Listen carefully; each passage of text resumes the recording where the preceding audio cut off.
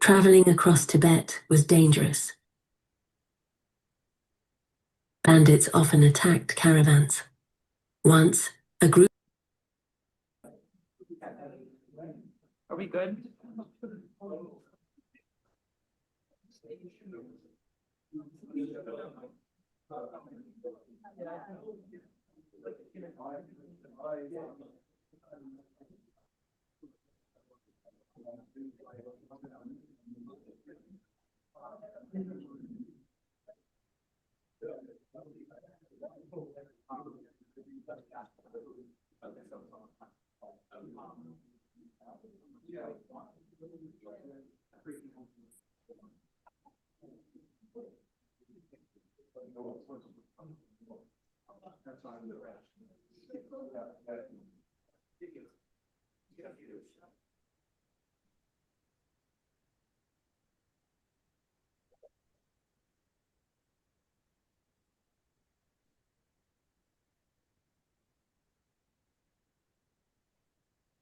That's amazing. Everybody just.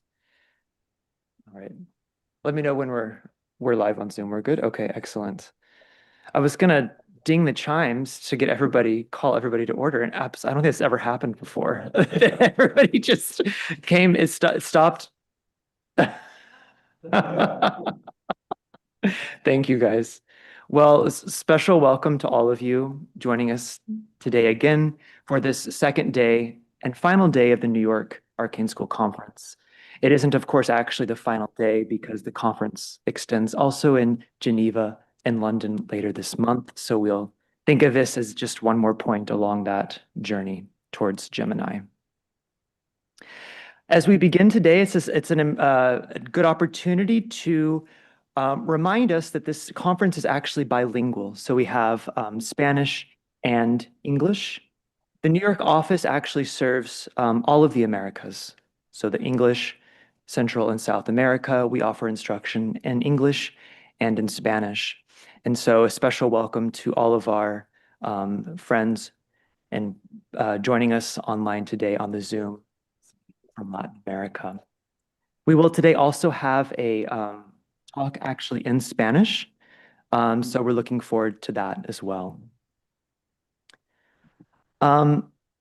So we continue our meditation on this year's conference keynote.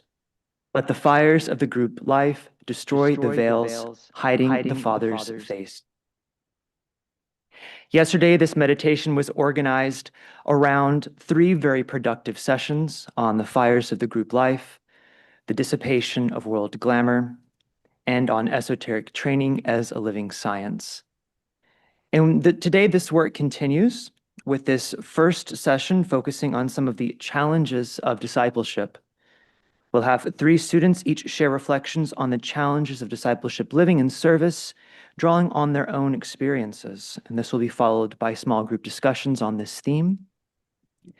After that, we will have a short break, followed by a session on the externalization of the hierarchy, where we have 2 presenters, both taking very different but very practical approaches for what is us really an initiatory event of planetary significance. And so it's very much about all of the human experience, but also definitely, beyond the human, all aspects of our planetary life. And so we'll conclude today with a session on group service and the demonstration of sound and light. Another 2 presenters will speak on this theme, which will be followed by a final panel on group service as the demonstration of the intangible, or what it really means to bring the soul into operation in the world. So every year, this conference serves as an important point of creative tension for the Arcane School group.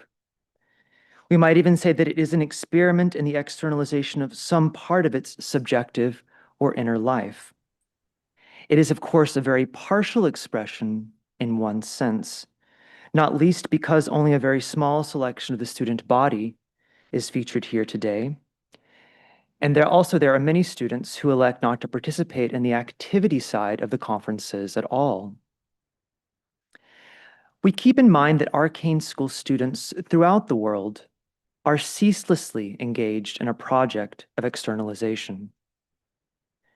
This is done through the medium of everyday living and along their chosen line of service, each according to their own rhythm and under the jurisdiction of their own souls. The objective life of the Arcane School comprises the daily magical work of all of its members in their totality. This, of course, is the same for every esoteric group. Esoteric training makes a clear distinction between the subjective and objective, between the inner life and its outer expression, between the soul and the personality, but it does this in order to rightly unite the two. The soul, we recall, is not the form. It is formless. And this means that it is neither the form on the left nor the form on the right. The soul is the life which animates all forms, and perhaps the human form most of all.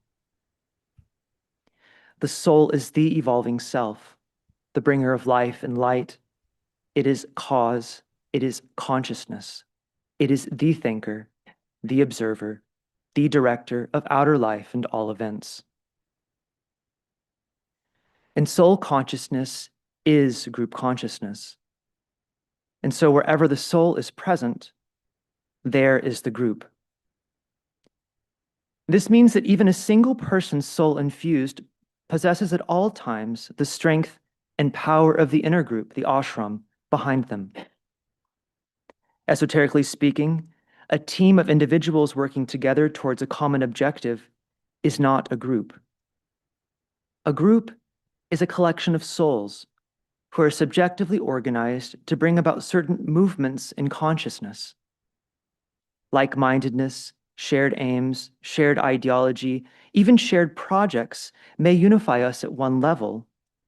But group consciousness, true group consciousness, is founded upon a shared ontology, a shared being, and not necessarily a shared form. And this is one of the reasons why the Arcane School so easily comprises such an incredible diversity of students. We span many dozens of nationalities, from even more professions, all holding very different opinions and interpretations of world events and what they mean for humanity and its future. There are some who tend to align with a more progressive worldview, others who tend more conservative, and many who insist on neither. None of this matters, because the forms one chooses to work through have very little, if nothing, to do with the esoteric work or the group consciousness upon which our work is founded. We might say that our work is rooted in consciousness and expressed in and through forms. And so the form is important, but as an expression of something deeper. We might liken this work to the revelation or the bringing to light of this golden thread of truth, which can be found woven throughout the full diversity of humanity's thought life and its cultural tradition. Esoteric work is about this work, but in the process of this work, it's founded upon an identification with the weaver, identification with the weaver of this thread, more so than what is being woven. Throughout her life, Alice Bailey emphasized repeatedly that the school was, importantly, an experiment in esoteric group work. And to be an experiment means to be in a process of discovery. It means a spirit of inquiry and investigation, and it means being at all times in a humble and honest pursuit of the truth. And so in this way, it is a truly scientific process based on observation and experience. Esoteric inquiry requires detachment from what we think we know and the strength to relinquish even and especially those things which are closest and most dear to us personally. But perhaps most of all, it requires a willingness to allow oneself to be changed, fundamentally, if what one discovers through the process demands it. Esoteric knowledge is discovered through a living process. It has to do with the revelation of the real within the unreal, you could say within and through the unreal, or the subjective expressed within or through the objective. It is therefore based on experience. Specifically, it is a knowledge, we could say, which is evolved by the soul through its experience and form. It is therefore not a knowledge which really can be taught. It cannot be learned really from reading a book, nor can it be communicated by a teacher. It is something which must be discovered through the application of the living powers of the soul within the field of service. All of the outer knowledge we acquire through books and study simply provide a framework for the inner knower to break forth and to manifest.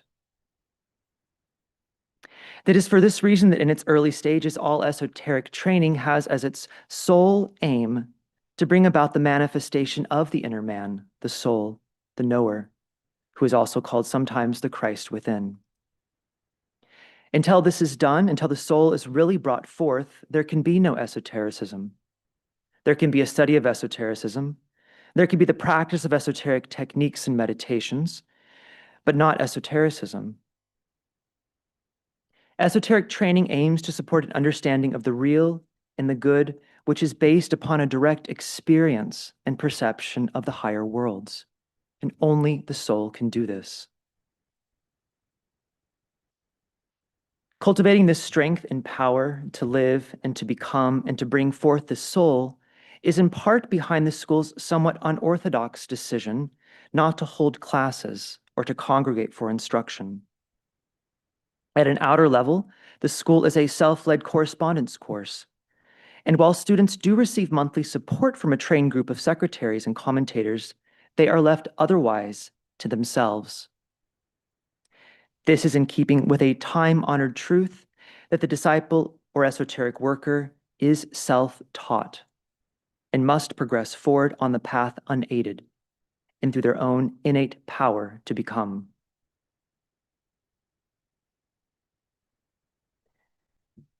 This year's very exalted keynote comes at a time when aspirants, disciples, and all people of goodwill are called to hold themselves in readiness and at a high point of spiritual tension and alignment.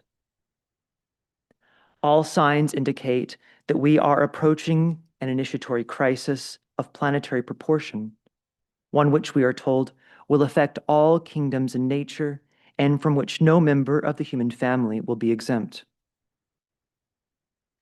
We are told that when Christ, the world teacher, reappears, he will bring a revelation for which we have today neither words nor even the conceptual framework to understand. The Tibetan speaks about it variously as the mystery of the ages, as that which the revelation of the soul veils, and as life more abundant. In this year's keynote, we might draw some broad parallels to this imminent revelation between this year's keynote and this imminent revelation which the Christ will bring. Our keynote refers to the revelation of the Father's face and the lifting of the final veils, states of consciousness and being only possible through high initiation.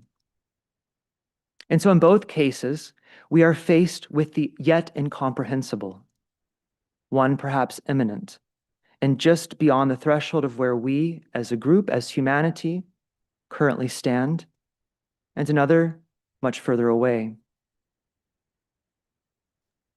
But there is a very deep sacredness in confronting that which cannot be known.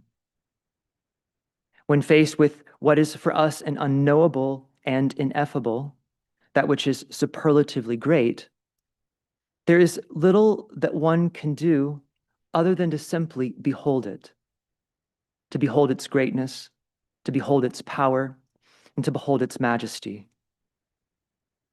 This simple and quiet experience of beholding can be a deeply esoteric one, especially when brought into the higher interlude.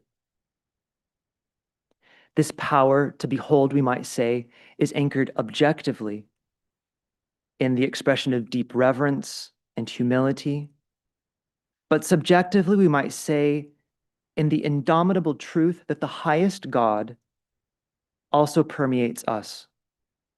We are in him, and he is in us. And we can know ourselves in him just as he has known himself in us. This great mystery is also embodied in the 17th chapter of the Gospel of John, which the Tibetan says was written under the influence of the energy emanating directly from the Buddhic vehicle of the Christ, a vehicle which is, as we know, the same as the Buddha's, and will play a special role in the revelation which they jointly will bring.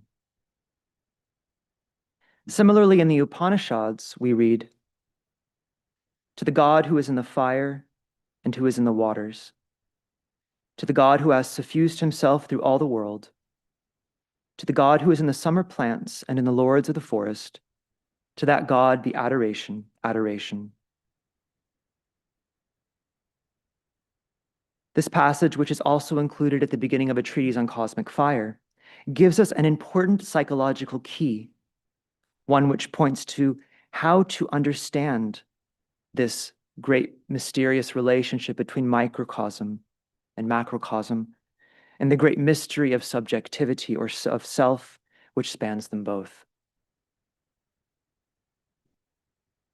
And so, with that impulse in mind, before we proceed with the rest of our conference, we'll go now into a reflective meditation upon preparation for the reappearance of the Christ.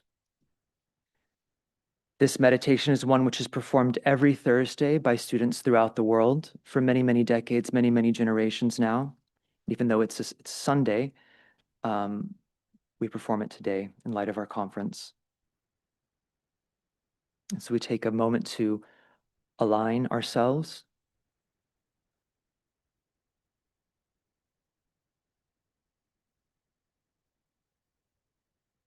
And we lift the consciousness into the soul.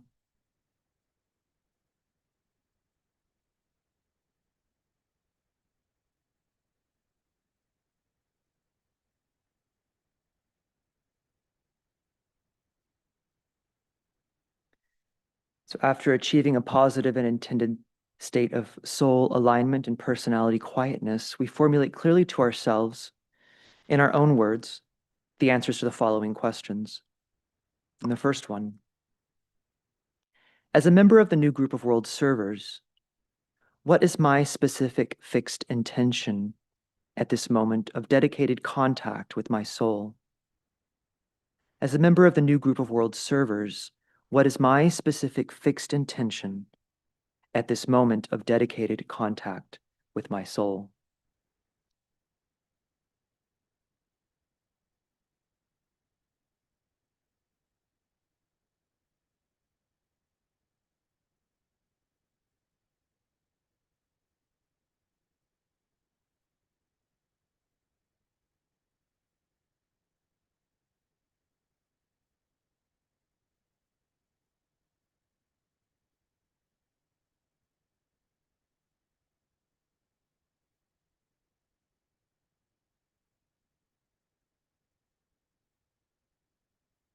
Is my concentrated and expressed personality purpose in line with hierarchical intention as far as I am permitted to know it? Is my concentrated and expressed personality purpose in line with hierarchical intention as far as I am permitted to know it?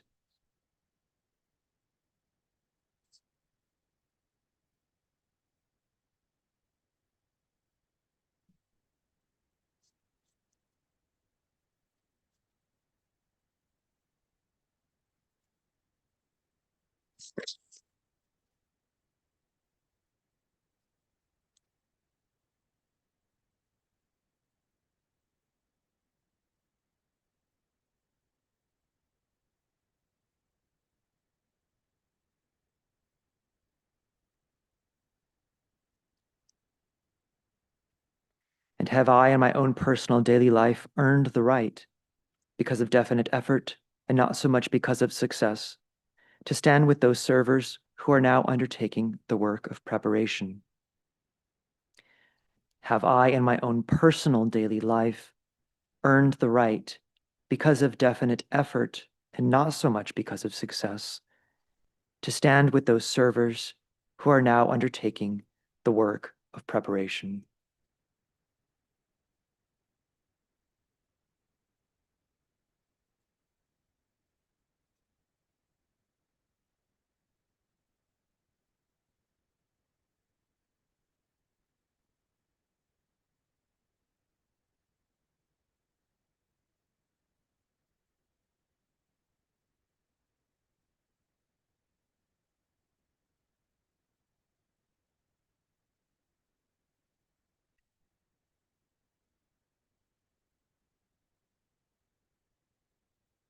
And so this was the only stage of the meditation in which we think of ourselves.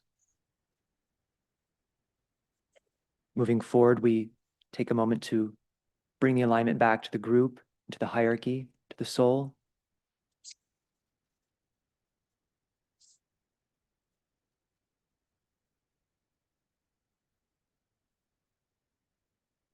And then we say together, forgetting the things which lie behind, I will strive towards my higher spiritual possibilities.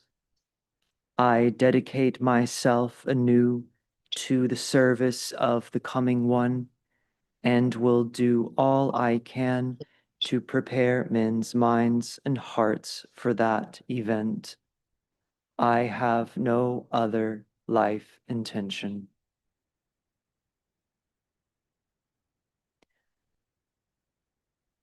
We visualize the world situation as best we can, and in terms of your major world interest, and with what knowledge of world affairs you may possess. We see humanity everywhere glowing with a dim light, and here and there points of brighter light, where members of the new group of world servers and men of spiritual intention and of loving hearts are working for their fellow men.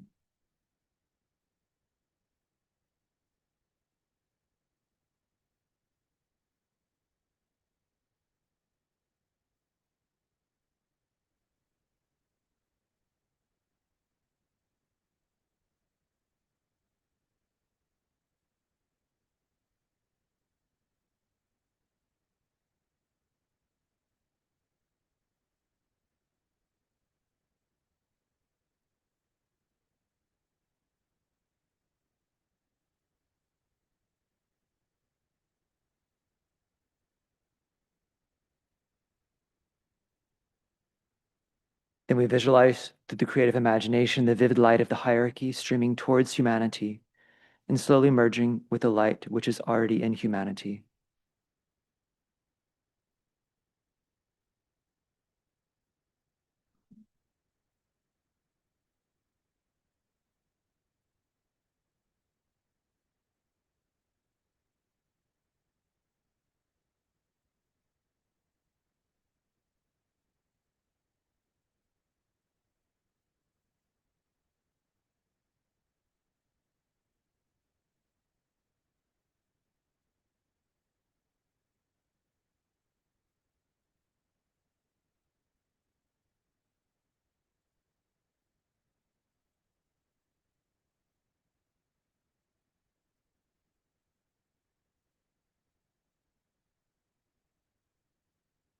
From the point of light within the mind of God, let light stream forth into the minds of men.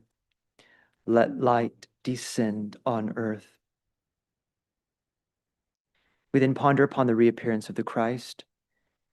Realize that no matter by what name he may be called in the many world religions, he is still the same great identity.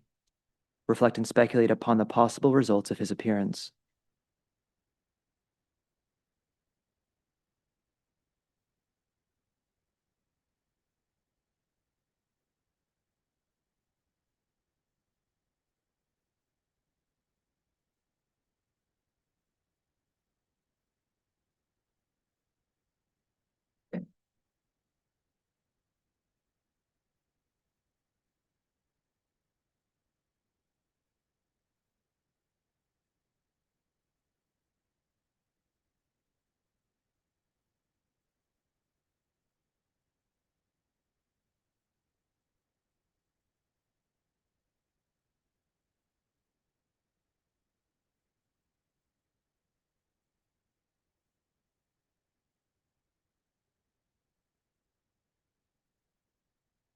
We see the second stanza.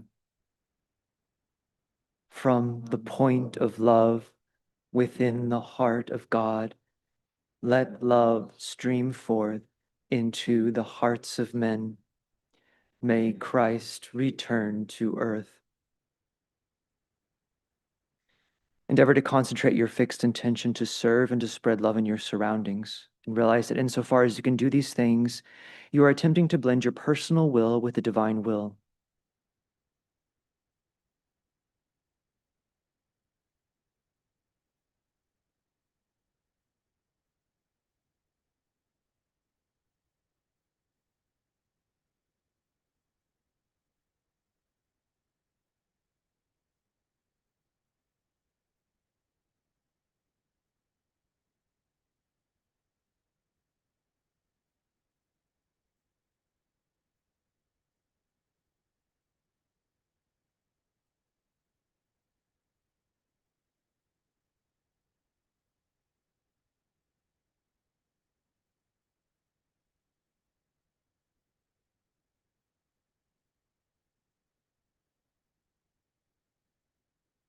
From the center, where the will of God is known, let purpose guide the little wills of men, the purpose which the masters know and serve. Consider practically what you and the group can do in the coming weeks to further the preparations for the coming of the Christ.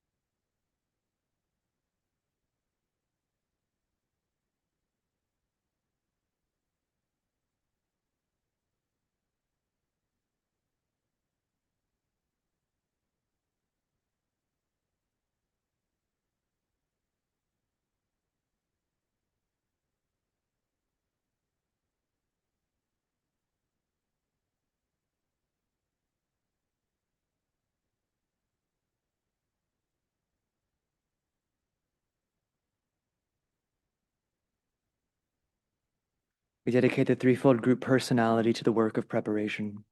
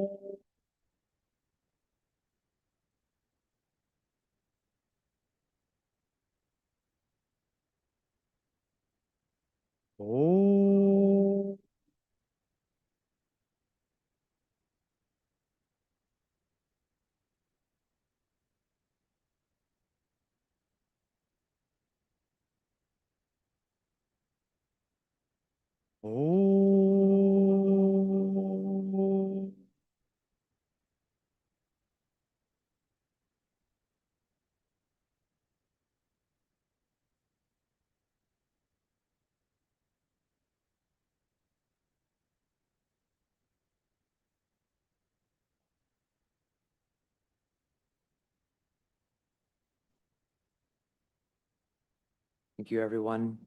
I'll now pass it over to my colleague Maya Costley, who will introduce our next session.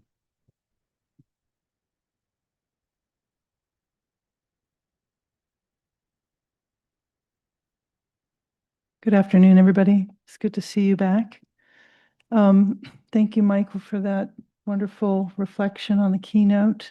You set a nice tone for the day and that beautiful meditation.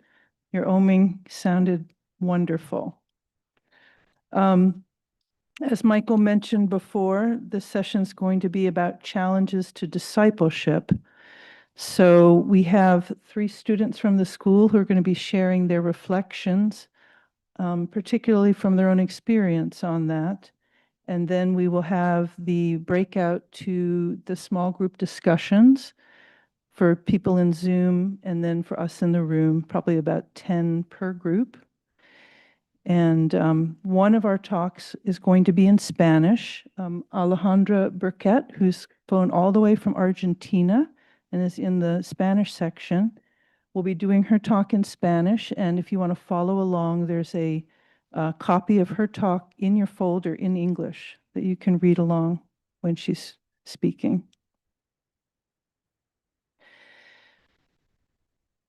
I just want to greet everybody. We are on the last day of the WESAC period for this full moon. And I think we've all been feeling the tremendous energy that's been coming in and impacting the group during this high point of the spiritual year. It's a very important time for the group and the school. It offers us tremendous opportunities to work with these energies and further our work together as a group. So I really appreciate everybody's contribution to that work. This is also true for every student that enters the school and who's trying to enter the path and is an aspirant to that path. When they decide to enter the school, they're leaving behind the involutionary wheel of the zodiac and possibly, for the first time in their lives, experiencing a dramatic reversal that begins a voluntary ascent back to the source of their own lives. Whereas previously they were here to experience form, now on the reverse wheel, they must master and transcend it. This is the great work. This is the path of initiation.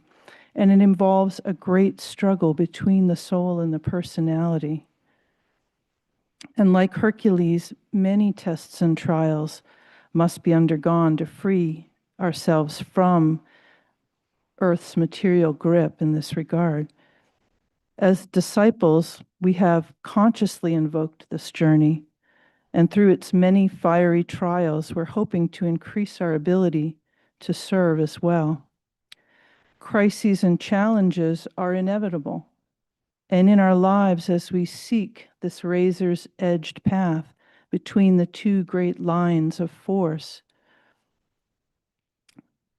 we're possibly doing the work of lifetimes in as little as 1 or 2. A misunderstanding, though, may arise in this process that a crisis is a sign of spiritual weakness or failure, when in fact it is the soul seeking greater freedom, a greater ability to express oneself through the personality vehicles, and this demands the destruction of all that hinders or has become stagnant or crystallized. Many also fear that if they don't appear to have it all together, that others won't accept or understand them, and they hide those struggles. Christ in the Bible said, "It's easier for a camel to go through the eye of a needle than a rich man to enter the kingdom of heaven." His lesson for us here is that attachment to form creates a crisis for the soul, which is seeking to advance spiritually. So we must make space for this new by letting go of the old. And it creates a crisis for our personality as we choose to sacrifice mental, emotional, or physical attachments to all that we may hold dear, so that this truth and freedom can be known and realized. The Tibetan referred to these difficulties with initiation when he spoke of the allegory of the ancient Jewish people who were once God's chosen people. And as the most spiritually advanced people on earth, God offered them the opportunity to ascend into greater light. But to do this, they would have to let go of attachment of everything materially. Most chose to ascend, but some turned back. And this turning caused a great crisis, for by choosing the material over the spiritual, they rejected the possibility of initiation. This allegory is a warning for all of us on the path of the danger of attachment to form. Until we learn the lessons of detachment from all that is, we may stay stuck within the lower planes of material consciousness and block soulful energies which may be seeking to express themselves through us. Alice Bailey is famously quoted as saying, "If you don't have a crisis in life, then make one."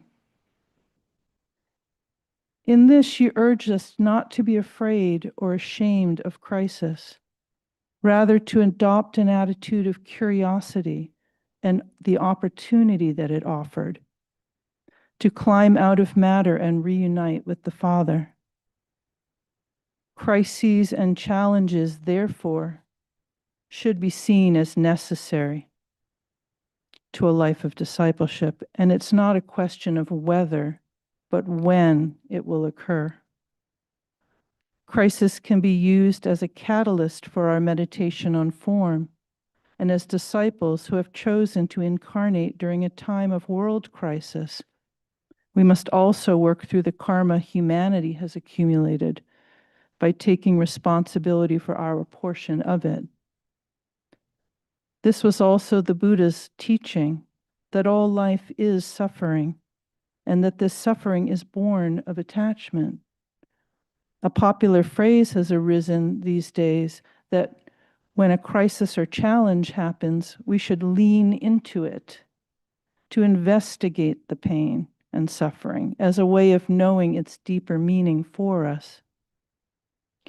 As disciples, we can therefore ask, how will this experience help us achieve greater integration and fusion with the soul and improve our ability to serve? Every crisis or challenge can and should be viewed as a divine archetype seeking manifestation in our lives. In the school, we learn to observe everything with detachment, to see it as a symbol or pattern of soulful energy. In the Ageless Wisdom, this is understood through the principle of energy follows thought. In a life of discipleship, we know there are minor and major challenges or smaller and lesser lessons we're learning. Each lesson has the potential to release consciousness from the thraldom of matter to achieve a higher vision of life and hopefully a deeper understanding of matter from a more detached, divinely indifferent, and dispassionate perspective. When our trials are finally over and we are safely on the other side of the bridge into our new level of consciousness, we then are able to view it with greater detachment. Then the cycle starts again with new crises and challenges, offering new opportunities to achieve even greater levels of freedom in our ability to serve. In Initiation Human and Solar, the Tibetan describes a disciple as one who has pledged to do three things: know the plan, cultivate the powers of the soul, and serve humanity. Each of these actions necessarily creates a crisis for the personality, as we attempt as souls to lift our personality focus from one of self-interest to one aligned with the plan and the Father's will. With that, we encounter resistance in the form of crisis. Through these selfless actions, we, as members of the new group of world servers, are creating a new civilization based on these Aquarian principles of goodwill, group consciousness, and right human relations. The plan, held within the hearts and minds of masters and all disciples, is also responsible for much of the crisis and turmoil in the world today. This major shift will continue to happen as the Piscean age wanes and these Aquarian goals are better understood and realized within humanity. Through this, a new paradigm is being forged by all who identify themselves as souls and as cells within the body of humanity and our greater planetary life, and by this, invoking greater light and life from the Father and raising all lives higher with it. In the entrance questionnaire to the Arcane School, students are asked, have you counted the cost of entering the path? Many say yes, as they have reached a tipping point in their lives and are seeking alignment with their souls, whatever the cost. Therefore, should we think that this crisis will stop as we continue to seek greater freedom and truth? The Tibetan Book of the Dead is also called the teaching that liberates upon hearing and is read to the dying to help them achieve enlightenment and release from the thraldom of matter. The Buddha, in his compassion, left many teachings such as this to liberate beings from suffering. The Arcane School training is also a path for those dying to the ego, and so the soul can be realized within one's heart and one's mind. As we continue to meditate on the keynote for the conference, let us invoke this fiery energy of the Father to destroy all that veils and hinders us from greater soul expression. And let our crises and challenges be welcomed and offered up intentionally in service to humanity. So now we're going to start the portion where the students from the school are going to share their reflections. The first coming to the mic is Shulamit Irish.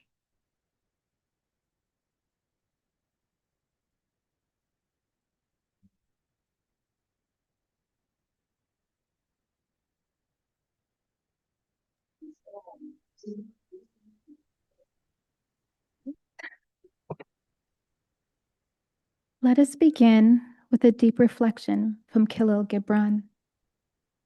Your pain is the breaking of the shell that encloses your understanding. These words open space for what it means to meet life fully. Until you have felt the depth of resistance within yourself, the threshold into deeper life does not open. Crisis and challenge are not mere obstacles. They are the mechanisms by which the disciple's soul moves from personality-driven living toward alignment with higher purpose. Without them, the disciple would not develop the strength, clarity, or alignment required for service. It is here in the living tension, in the currents you cannot avoid, that the disciple is confronted with limitation and opportunity.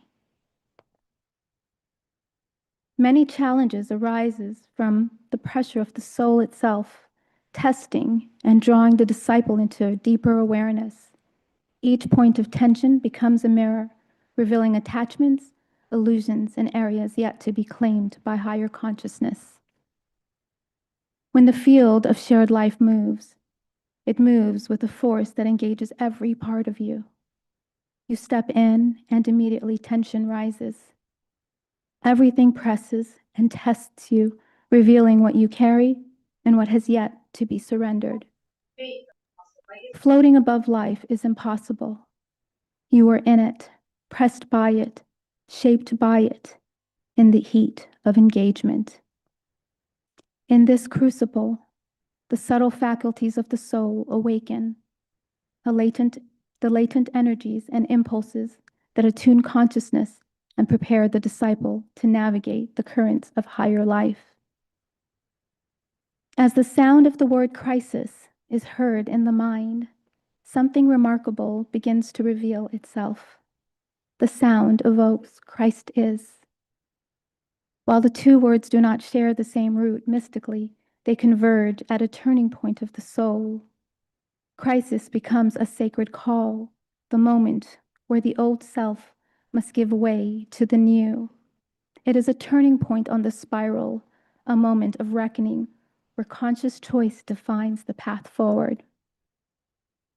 Crisis invokes the heart of Christ, awakening Christ consciousness, calling the disciple to surrender personal will, thy will, not mine, and move into alignment with the rhythm of soul law.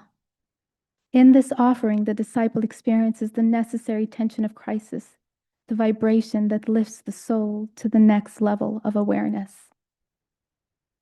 The ego is pressed like grapes in a wine press. just as the contraction of birth releases the divine spirit. In Hebrew, mashbir, meaning crisis, also signifies a birth stool, hinting at the labor inherent in this spiritual passage.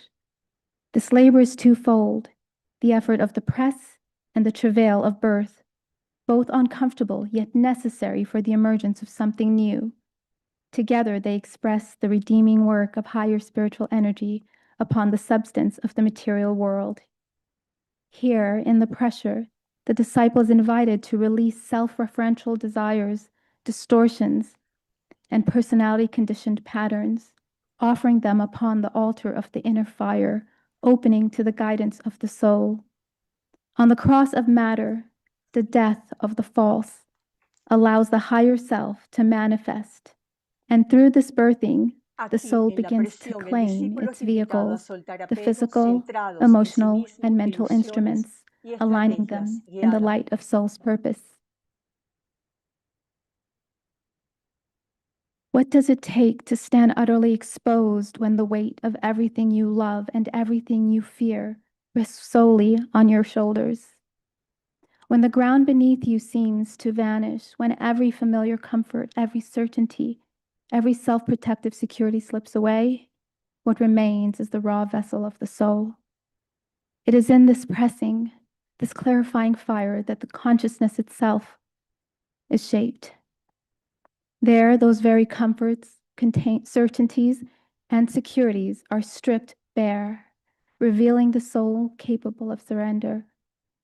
It is a conscious, intentional engagement with crisis, a willing acceptance of the full gravity of limitation of the lower self, spiritual desolation, and the burden of redemption. Before spiritual resurrection, there must be this interior reckoning, a confrontation with despair so profound that the human will itself is pressed to its limit. The interior aspect of the soul is made visible in this pressing. My soul also is greatly troubled, but you, O Lord, how long? Psalm 6:3. The spiritual struggle and agony far deeper than sorrow was part of the sacrifice he chose to bear. There is distress, confusion, and an experience of suspension where the turning point cannot yet be seen. And in this very pressure, the movement deepens. Being in agony, he prayed more earnestly. Luke 22:44. The weight was immense, comfort seems to withdraw. The fear pressed close, yet he remained, bearing the weight with deliberate attention to the demands of the triune will of power, love, wisdom, and active intelligence, finding expression in the will to good. This tension between divine purpose and personality resistance reveals something essential about the soul's journey. As Annie Besant writes in The Outer Court, the soul can never for a moment rest.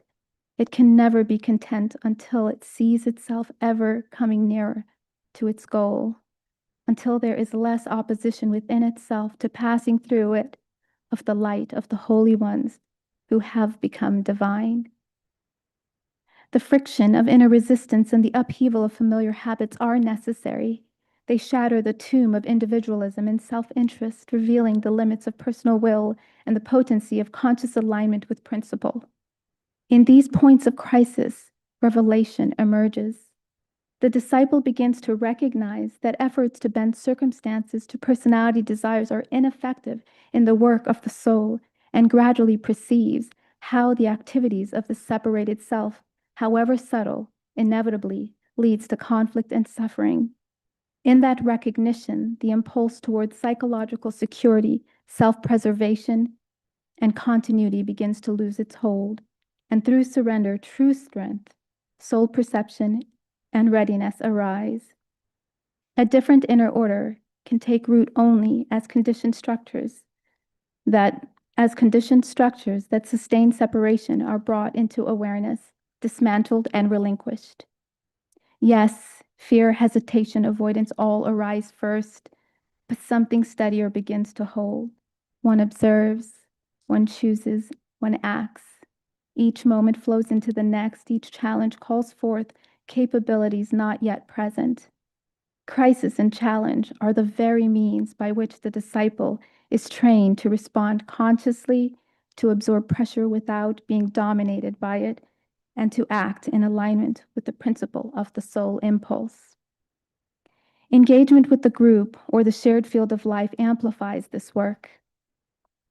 In concentration and meditation, it is written, no aspect of the self can reach perfection until the self as a whole is perfected. And as the wholeness of each self is indissolubly entwined with every other aspect of the universe, it follows that life must move along the path of becoming a single unit or not at all. From this, it becomes clear that evolution of consciousness and the unfolding of the shared field of life are not separate movements, for each calls forth the responsibility and cooperation of the individual within the whole. Engagement within the field becomes part of the very process it seeks to refine and elevate. Here we recognize the theme of this year's keynote, which reminds us, let the fires of the group life destroy the veil hiding the Father's face. The fires of the group create a field of purified tension held by aligned individuals, illuminating what has remained hidden. In this limitation and attachment to separateness are dissolved through shared intent, a disciplined field of human relations where personality friction is progressively transmuted into unified instrument of consciousness, allowing higher purpose to be perceived and expressed through collective alignment. As it is revealed in the rays of initiation, the disciple is invited to recognize that with the assistance of the group, he embodies the Father aspect, the creative will, the first cause manifest in form. Each challenge carries both weight and purpose, preparing the disciple to handle greater currents, higher energies, and the responsibilities of service. Nothing is wasted. Every encounter, every crisis becomes a step in the soul's preparation to contribute to the emergence of a new world. Through this, the disciple is gradually prepared to stand steady within greater forces and within the greater life it serves. Meister Eckhart reminds us, the soul must long to be alone with the fire of God, itself, within itself. To stand in that fire is to confront one's depths without turning away, allowing all that is partial, resistant, or unfinished to be brought into the light of conscious recognition. In that interior burning, the soul is clarified and the disciple is made increasingly transparent to the purpose it serves. The rhythms of crisis and revelation form a cycle. Intensity gives way to reflection, reflection to renewed engagement, and engagement to deeper insight. As the soul navigates these cycle, principles begin to move through the disciple, shaping perception and action. In this living, breathing field, challenge and crisis are essential vehicles of spiritual evolution. They transform resistance into readiness, friction into revelation, and trial into the strength necessary for service. As the Tibetan teaches, through recognition of the decisive crisis in life, the disciple gains the strength to stand alone and detached. May we meet life's decisive crisis with calm endurance, steadfastness of purpose, and the inner strength by which each trial unfolds into a wider vision. Thank you.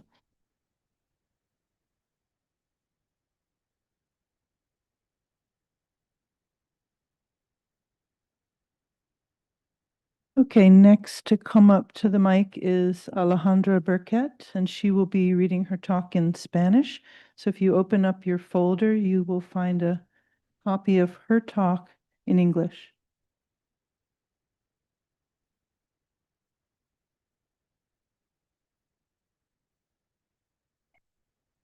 ¿En qué sentido la crisis y el desafío son necesarios para la vida del discipulado? Pensar en la vida del discipulado es pensar en la humanidad como discípulo mundial y como centro planetario en relación. Las mismas 6 etapas del discipulado son un proceso que, más allá de un progreso individual de un discípulo, tiene consecuencias profundamente grupales. permitirá que la misma conciencia del instructor del mundo contacte la de la humanidad.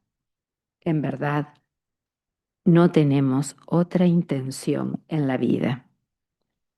Dicha situación exige la atención en la intención, que se traduce en elección y dirección. En una meditación del entrenamiento de la escuela semanalmente nos interrogamos: ¿está el propósito de mi personalidad concentrado y expresado de acuerdo a la intención jerárquica? ¿Hasta donde me es permitido conocerla? La transformación de la personalidad implica que su voluntad sea la del alma, en otras palabras, del grupo. Toda crisis es una demanda para que emerja la vida esencial. A la par de esto, la miopía y el ruido ensordecedor de las redes aumentan junto al dolor humano y abruman la conciencia, velando la elección fundamental y la dirección. Y nos corresponde el desafío de cooperar en conciencia grupal en un alineamiento esencial, sin ninguna otra intención paralela, más que la intención jerárquica sintetizada en las palabras voluntad al bien, productora de relaciones planetarias correctas. Ahora bien, ¿cómo cooperar? Y una de las básicas sugerencias que se nos ha dado es: muchas cosas ocurrirán hasta que el hombre triunfe, siempre que pueda mantener constantemente una correcta orientación, pureza de móvil y de vida, un cuerpo emocional estabilizado y receptivo, y ese alineamiento interno que haga de una personalidad un verdadero vehículo para su alma o ego. En este largo proceso surge así la necesidad del alineamiento sostenido, un discípulo familiarizado con la cualidad mediadora de la mente, sostenidos por una decisión e intención firmes. Semejante ajuste por el fuego llevará inevitablemente a un ritmo, equilibrio y vibración estable, a una nota cada vez más afinada al alma. La voluntad al bien es traducida como amor esencial. Implica el refinamiento gradual de la forma para entrenarla en el arte de responder cada vez más a energías más sutiles y permitiendo la absorción hacia el centro de la vida discipular. Así va el discípulo de etapa en etapa, cada vez más cerca del maestro, el centro energético en donde la meditación sobre el plan es un único foco y modo de vida. La jerarquía espera dicho acercamiento y para ello el discípulo necesita mantenerse en una unidad aislada y desapegado, lo cual resulta quizás paradójico bajo el encuadre acuariano del servicio grupal, mas sabemos que se refiere al desapego de las personalidades para poder construir conscientemente el puente interior que le permitirá servir correctamente al plan, pues se requiere cierta distancia para poder entrenarse en observar con creciente lucidez a medida que progresa la relación interna con el divino observador y se emprende el abordaje de los propios espejismos. Por otro lado, la enseñanza expresa que solo en formación grupal es posible vencer la distorsión de la voluntad humana. Haciendo referencia a la relación grupal, el alma radiante, iluminando la mente humana. El alma, por propia naturaleza, es grupal, es el grupo. ¿Comprendemos esta afirmación esotérica y sus implicaciones? Cada estudiante aplica a sus instrumentos el refinamiento exigido y consagra toda la personalidad a ser instrumento del alma, mientras mantiene la distancia óptima que hace posible las disciplinas de la meditación. Pone en acción el estudio y el servicio como relación constante, de manera que incidan sobre el trabajo grupal sin identificarse con la situación, de un tiempo de destrucción cuando las montañas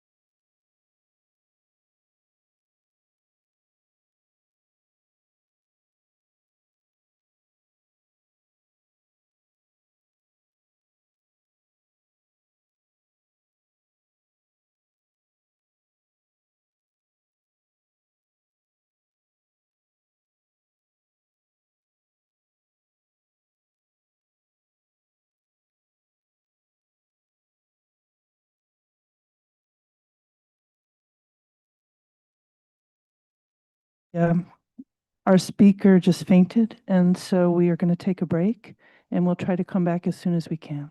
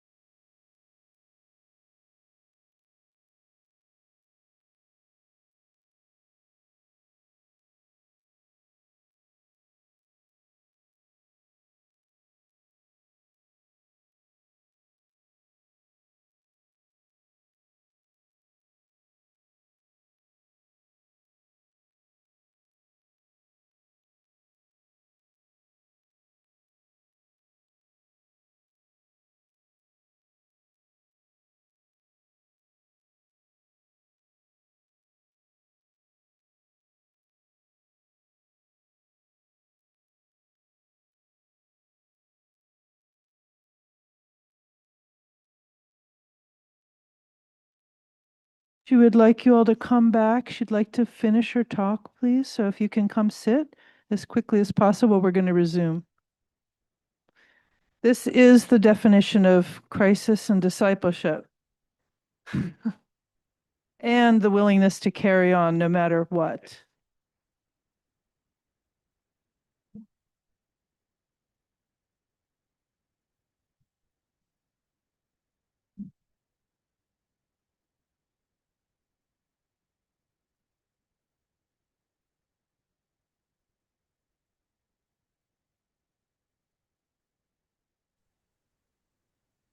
Cada estudiante aplica sus instrumentos, el refinamiento exigido y consagra toda la personalidad a ser instrumento del alma, mientras mantiene la distancia óptima que hace posible las disciplinas de la meditación. Pone en acción el estudio y el servicio como una radiación constante, de manera que incidan sobre el trabajo grupal sin identificarse con la situación de un tiempo de destrucción cuando las montañas que han sido refugio caen de sus alturas, para que así pueda crecer la simiente de comprensión intuitiva como cualidad de la nueva civilización y cultura. Sin desapego, ¿cómo es posible que se logre la liberación de la limitación de la forma, permitiendo primero que la potencia de la luz del alma clarifique el cuerpo emocional y luego, estando integrada la personalidad, que la mente se focalice como el ojo del alma y se obtenga visión? Cuando la personalidad cumple la función que le corresponde de ser instrumento, las fuerzas del alma pueden sostener la vida real del simple ser humano que se somete deliberada y conscientemente a las crisis, transformando la vida en un campo de entrenamiento que lo conduce hacia la conciencia grupal. Pero esto está surcado de momentos de claridad y otros de oscuridad, de vitalidad y de aprender el equilibrio de los opuestos. De ahí que ha de atenerse a los ciclos, al igual que los antiguos marinos que aguardaban atentos la marea alta para arrimarse al puerto. Somos navegantes en un mar de fuego. Necesitamos dominar el flujo y el reflujo de la oportunidad para todos. Es este mar ígneo que se esconde en el ropaje de las crisis lo que eventualmente conduce al discípulo a ejercer debido control de las emociones y las turbulencias del pensamiento separatista y mantenerse firme en la construcción del puente que une la conciencia humana y la espiritual. Así, por este camino ardiente, puede participar grupalmente en la destrucción de aquello que oculta el rostro del Padre. Así inaugurará la era de abundancia y del compartir de la vida planetaria, solo grupalmente posible y en la alegría de la confianza.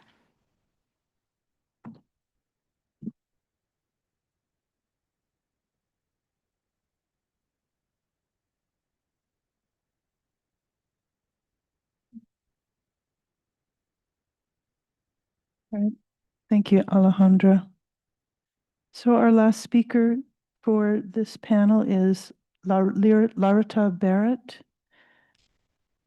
Larata Barrett, I'm sorry. I want to make sure I say that right.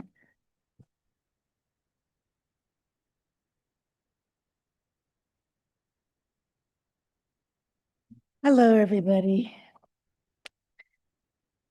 Okay.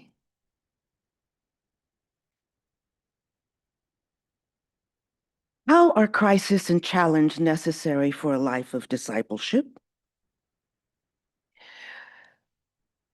The dissolution of structures, traditions, and systems we are experiencing worldwide, caused by the shift from 6th to 7th ray and from the Piscean to the Aquarian age, are being activated by a 4th ray principle, the principle of conflict. The principle of conflict is the main characteristic of the fourth ray of harmony through conflict. It keeps humanity focused on the pairs of opposites, spirit and matter, experienced through the lens of right, wrong, good, evil, better, worse.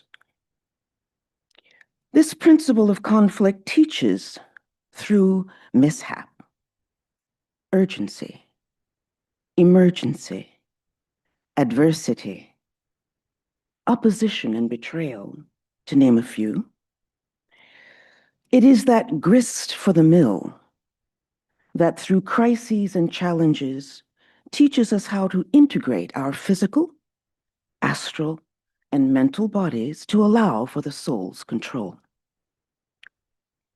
These pairs of opposites within the personality pass through the solar plexus, and the soul, ultimately, resolves any apparent conflict between the soul and personality.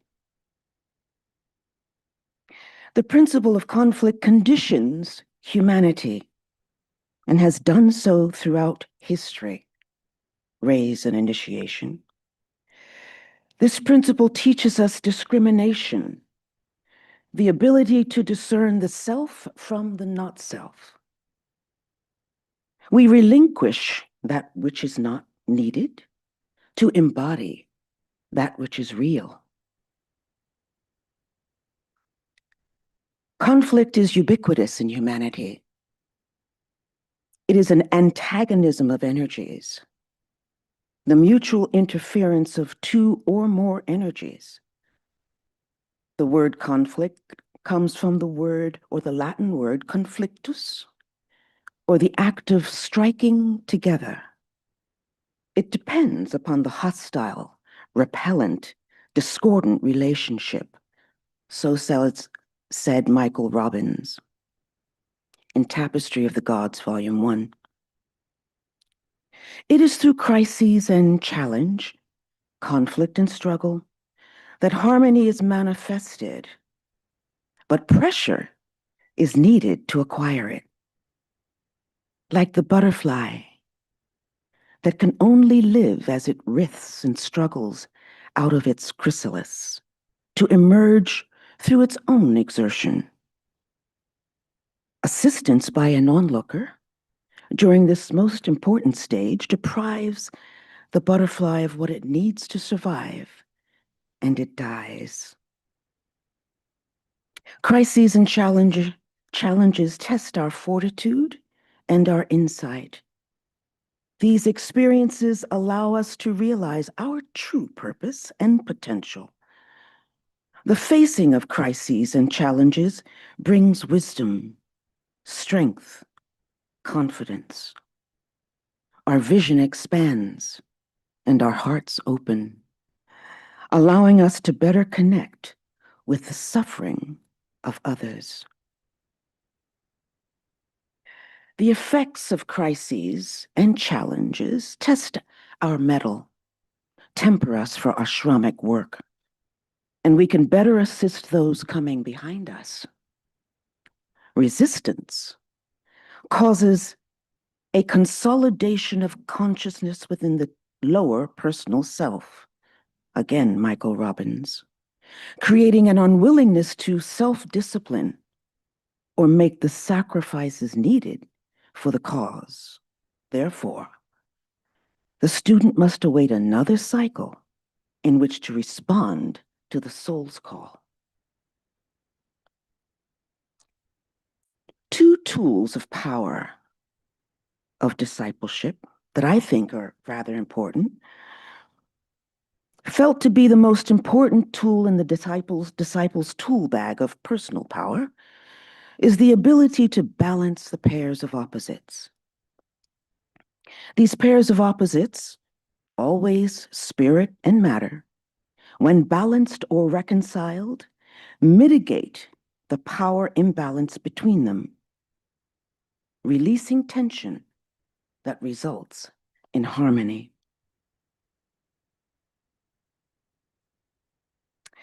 In working with the pairs of opposites, we come to terms with the fact that nothing is strictly good or bad, right or wrong, true or false.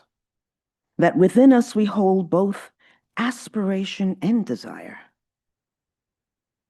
From the standpoint of the law of paradox, it is that which touches into such high levels of vibration and low, dense levels of vibration simultaneously that the entire area appears to be alive. And whatever is said about one level can also hold true about the next, yet can also appear to be untrue. In this way, the disciple comes to terms with the inner struggles of the solar plexus, neutralizing the conflict through the light of the soul. Detachment, number 2. The ability to view life through detachment is paramount. It draws us closer to who we are without conditioning, allowing us to live without astral attachment.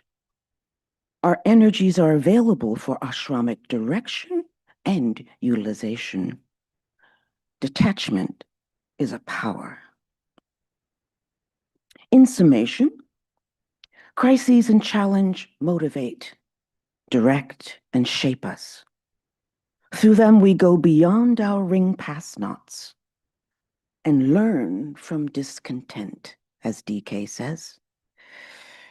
We stand at the shift right now of an age, propelled by crises and challenges unlike anything ever experienced in our lifetimes. The crises include every department of civilization, from education to science and religion and beyond. These challenges are bringing us closer together, making us more accepting of our oneness, fostering appreciation of our variations and our differences, and encouraging fraternity and harmony, moving us from darkness to light, from the unreal to the real, from death to immortality. Thank you.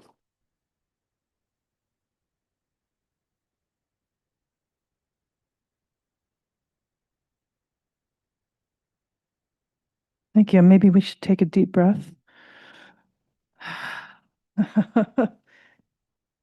Thank you, everybody. Thank you for all of the speakers, all very unique, different voices, and it's just a wonderful reflection of the school. I don't know at this point, do we have time for the breakouts? We'll just extend Yeah, our program a little bit. I think we'll just extend the program a little. We'll cut them a little bit shorter, maybe just a 20-minute. Okay. Yeah. All right. So now we're going to go into the small group discussion portion. There's a little card in your folder that has the Sunday afternoon small group discussion question, which is basically the same question that everybody was reflecting on in their individual reflections.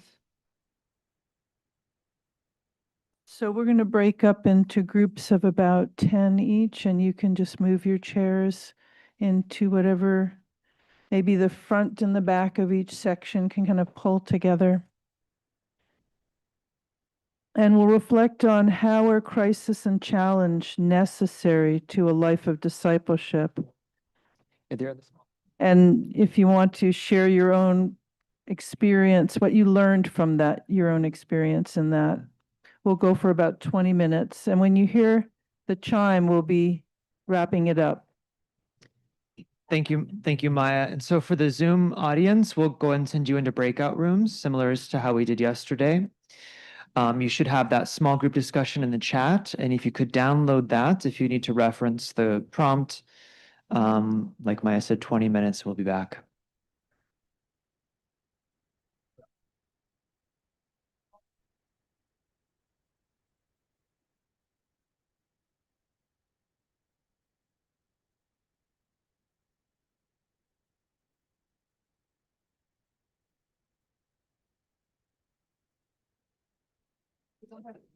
Yes.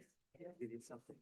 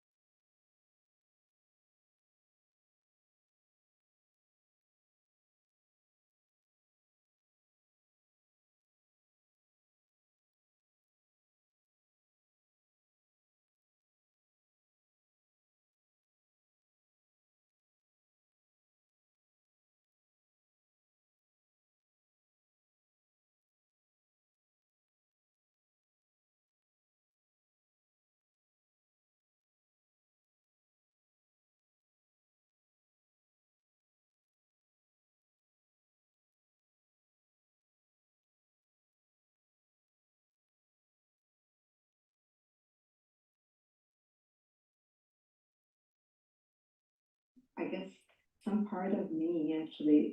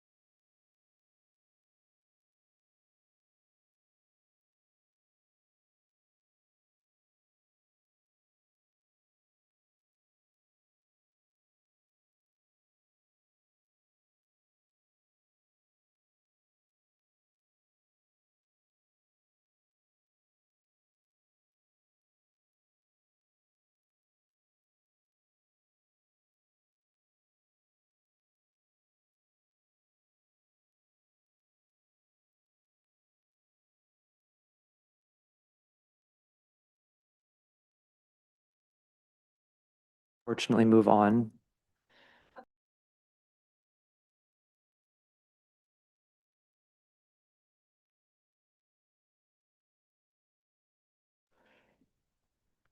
Thank you. Yeah.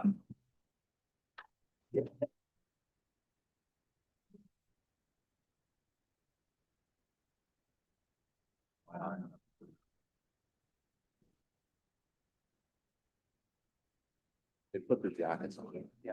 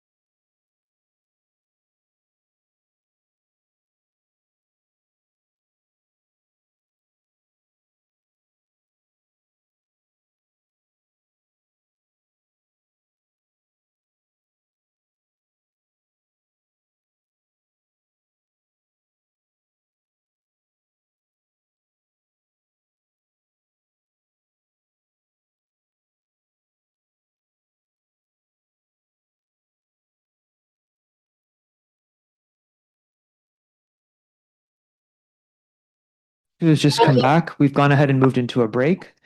So thank you all. And we'll return here at 4 o'clock to continue the session, continue the conference. Thank you. Right, so we've got a break. 15-minute break from now to 20:50.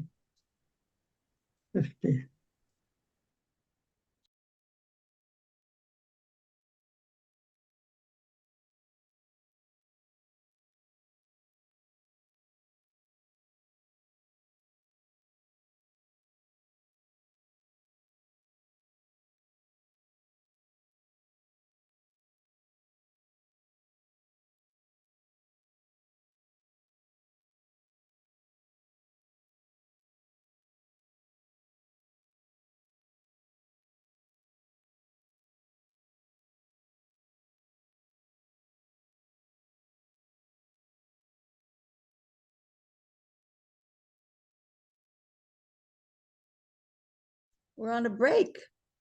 So it looks like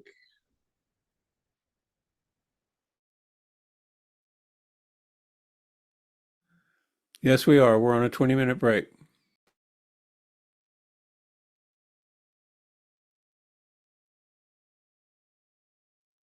Oh, well, it would have been nice to stay in our breakout room to chat.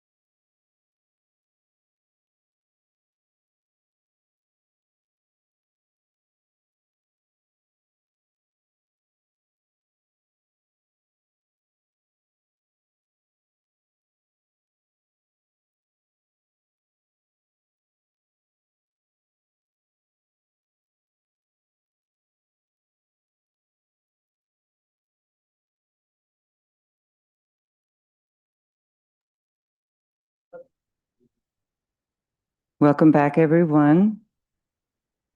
So this is our penultimate session, and our title is Preparation for Externalization of the Hierarchy. And we know that that is one of the fundamental underpinnings of the whole work that the Tibetan brought forward with Alice Bailey. But we know he brought forward that work 100 years ago, and the world has changed drastically since that time. And so perhaps part of our discussion period, which we'll have after we have our two presentations, could focus a little bit on how do we update that software today, you know? How do we consider the best approaches to prepare human consciousness for the coming externalization? So we have two speakers today. The first will be Sarah Murphy, who's speaking on the use of the interludes in externalization, which we heard quite a bit about in the secretarial workshop. So this will be another presentation related to that. And then our second presenter will be Albert McIntyre, and he'll be speaking on the evolving role of the new group of world servers. So, Sarah?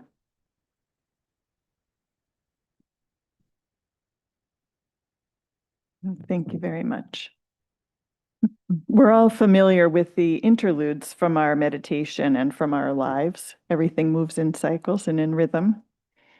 In meditation, at the higher interlude, we, the Tibetan tells us, enter into the mind of God.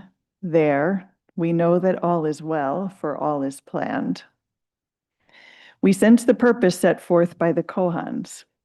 We contemplate what is meant to unfold and what next right steps to take.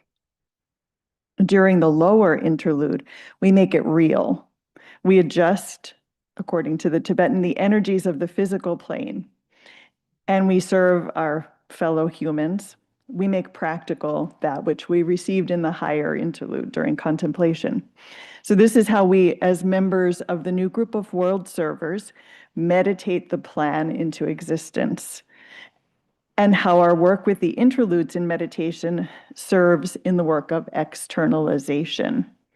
And what's true for the work in meditation holds true for all the cycles in nature, for everything in nature moves in cycles. And right now, we stand at a particular moment in that rhythm. We hear that the stage of the forerunner potentially is coming to a close. Certainly, the first quarter of this century has passed, and we're now at the beginning of the higher interlude. As aspirants and disciples working in the heart center of the new group of world servers, we make use of the higher and lower interludes. Every full moon, we open our consciousness up to the extraplanetary energies available to us. Every new moon, we strengthen the hands of the new group of world servers. Every year we meet during the higher interlude at the Arcane School Conference series and at the lower interlude during Festival Week. Thus, we work as a group with cycles and with interludes. Align, pause, precipitate, pause. The Tibetan encourages us, don't hurry, don't delay. Our lives move through cycles like everything else. Sometimes things are difficult. We were just talking about our crises. Sometimes rhythmic, sometimes arid. Through it all, flame by flame, we are released from the form side as we gradually enter into group life and group work. For it is only as we loosen the hold of the lower self that we can really join the group. And fitting ourselves for group life and group work is important, for it's only as a group that we can begin to work with the higher energies, with the will aspect, the shambhalic force, stepped down, obviously. It's in the fire of the group life that the veil that hides the Father's face can be destroyed. And we do our part to burn the veil with our group and as a group. Pause. Higher interlude. The Christ, the world teacher, will reappear, bringing the hierarchy with him. The new world religion he will found rests on the principles of right human relations, group effort, and spiritual approach. These are the very things that we, as members of the new group of world servers, are here to embody and to demonstrate. During the higher interlude of our meditation, we capture some of these ideas, sometimes receiving fleeting deep impressions, at others detailed images or symbols or clear ideas or vague nigglings of a next right step as we move up and down the ladder of abstraction. The higher interlude is a pregnant pause, filled with poised expectancy. Life has interludes too. Some of us have lives that fall in cycles of 9 years, others 7 years, others 3 years, but we all have our cycles and our rhythms. Within those life cycles, we experience times when everything seems to be working out. We're on a roll. Our meditations and studies, the books, the talks fascinate us. Our life rhythm is exciting. And group life has its rhythm and cycles as well, pulsing as new members are assimilated and as members reach new expansions of consciousness. Precipitation. The ideas we contact in the higher interlude stream down along our consciousness thread and enter the lower mind. The light, love, and power of divinity stream down along this line every time we use it. Every time we use it, every time we sit to meditation, we're honing, expanding, strengthening, widening, deepening, brightening the pathway of light for the return of the Christ. Pause. Lower interlude. The Tibetan, in Discipleship in the New Age, Volume 1, encouraged one of his disciples. All life is cyclic, and this is a point which disciples are apt to forget and overlook. They then find themselves discouraged when the intensity of feeling leaves them. Until we reach initiate consciousness, not soon, when we will walk ever a straight course between the pairs of opposites, serene and unafraid, we need to balance those pairs of opposites and have courage during the dry spells. Having experienced a crisis during the phase of precipitation, after our alignment and higher interlude, we can find ourselves at a low tide. And sometimes during the neap tide periods, when the highs and lows are more even, those lows might not be very low. But during those life periods that mimic the spring tide, when the low tide is at its lowest, we might smell the rot of marsh. We're temporarily at an unpleasant standstill. You might recognize this moment if you've ever received a letter from the Arcane School asking, "Dear fellow students, we are wondering about your plans." I got one. While the higher interlude is pregnant with expectation, the lower interlude can be dry indeed. Instead of "This girl is on fire," our theme song might be more like "Dream a little dream of me." But seeds grow in the dark. The lower interlude is where we make the ideas from our contemplation practical. It's where we work the horizontal arm of the cross, serving God by serving our fellow humans. It's where we arrange the energies on the physical plane. The Tibetan actually tells us that the use of the lower interludes is not possible for beginners. Only those who have mastered the 5 rules and 5 restraints can adjust the energies on the physical plane to materialize the results of the meditation, thus manifesting the plan.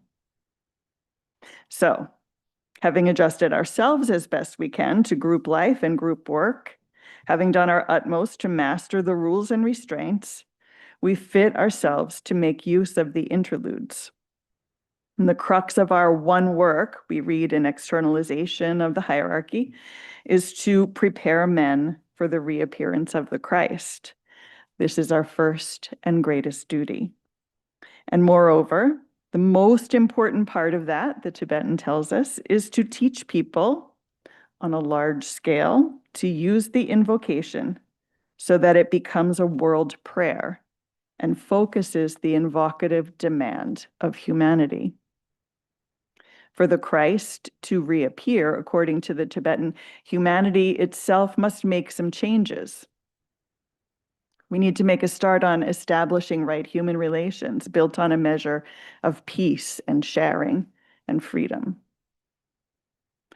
Align, pause, precipitate, pause.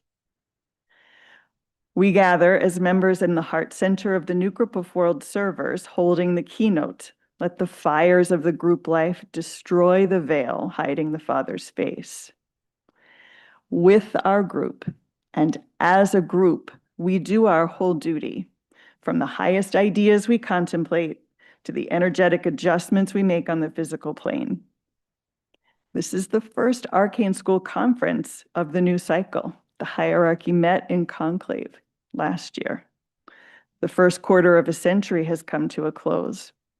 A new cycle begins, and here we are at the top of the inhale. Thank you.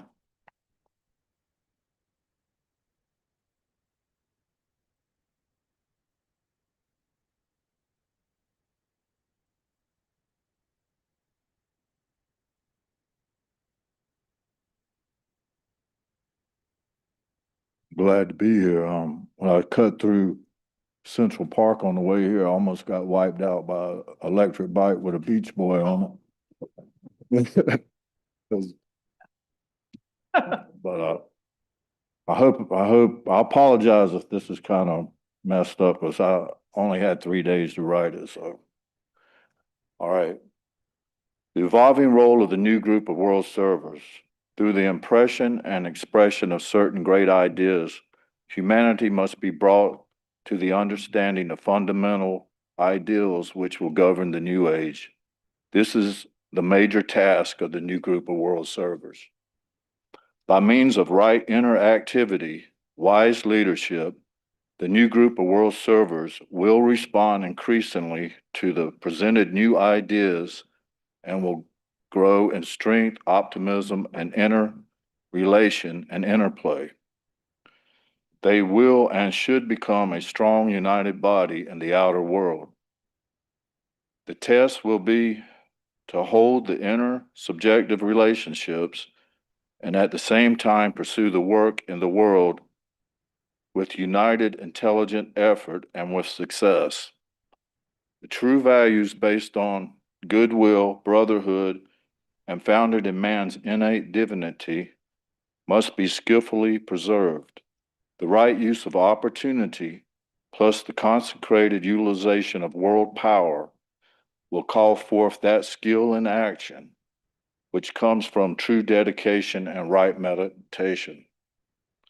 The new group of world servers is speedily gaining momentum. The task ahead is immense. The term new group of world servers describes the formation of highly intelligent groups motivated by sincere love for humanity and focused on selfless service to solve humanity's pressing problems. These 3 characteristics, right motive, selfless service, and intelligence, identifies the group members. These groups are not a typical organization, but a living organism.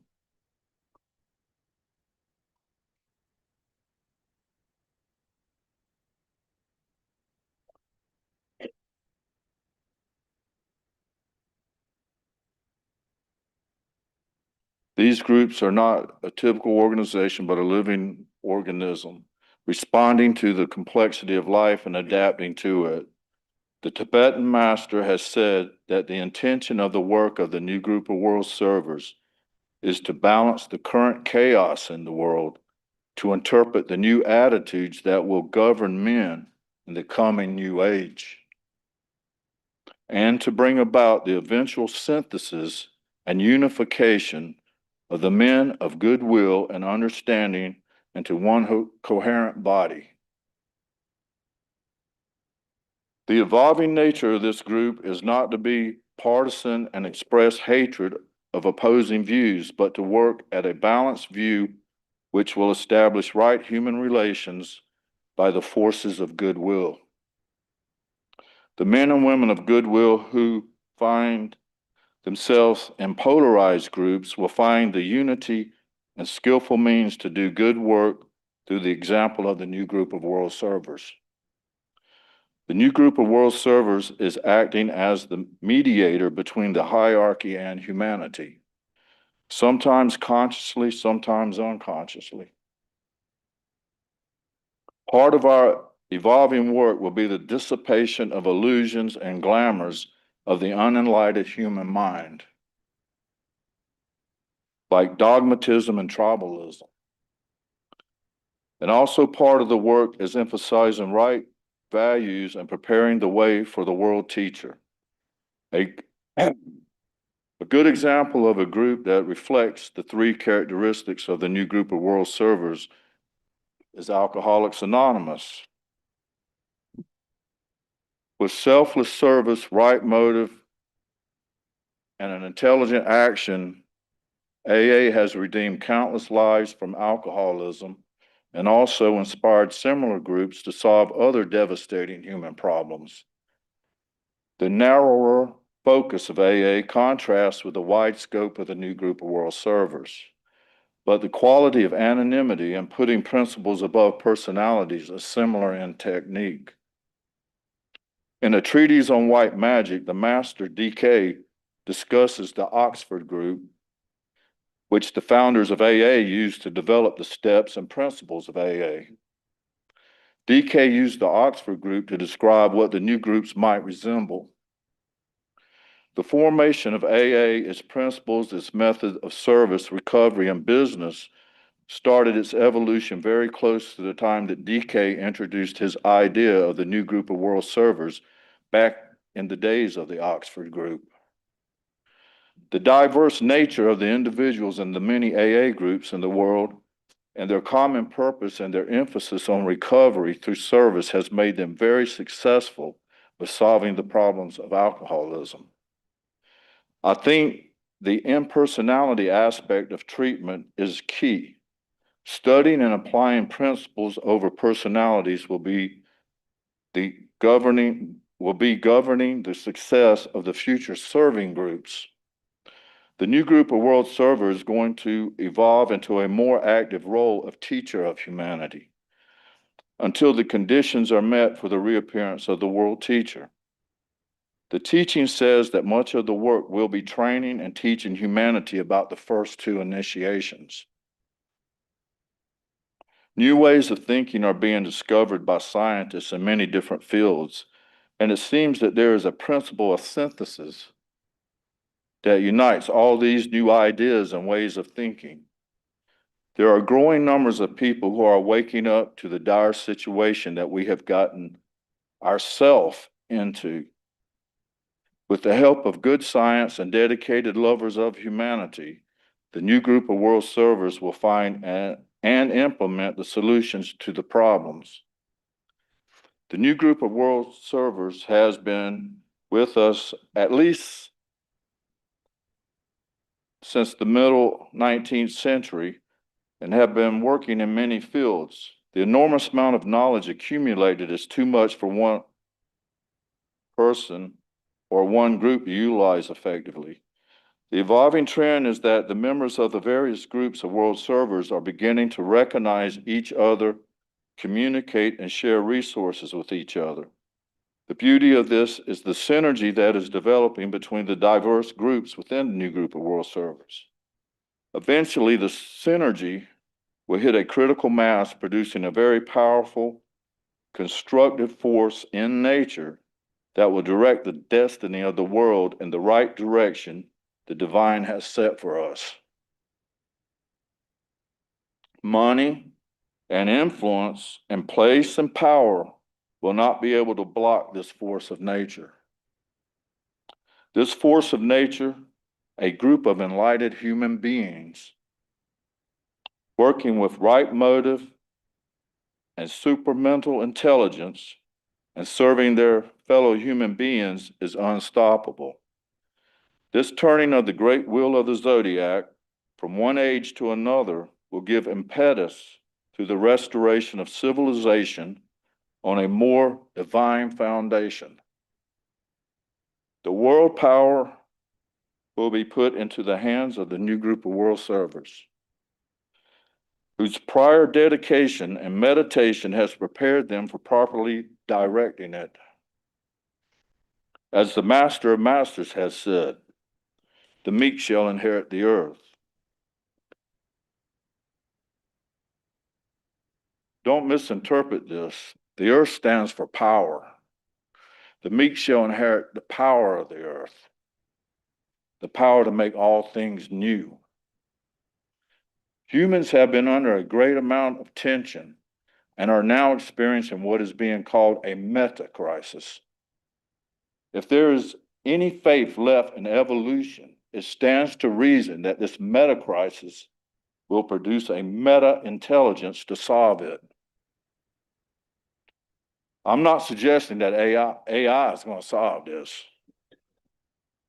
AI is a test of humanity's ability to rightly govern the divas of the mental plane. That's all that is. And we're not ready for it, you know? But, all right, where am I at? I'm not, AI is, I think that scientific revelation of the soul as a fact in nature is imminent. And Cherie Arubino's notion of the supramental intelligence and the overmind is beginning to manifest in the prepared human nature across the world. The experienced members of these groups around the world will help and train the others in right values and pure motives, because without these basics, they will not be able to integrate within the group. In other words, higher mind needs the yamas and niyamas to manifest. It is all about training and studying. For now, the members of the new group of world servers that can penetrate into the universal mind and wrestle out the divine ideas for our benefit will have to teach these new ideas to the other group members and thereby reach all humanity. Some of us are concerned with more practical stuff that is at hand that we can do now, but we need a steady influx of new ideas to help us tackle all these problems. This is the evolving role of the new group of world servers. Thank you.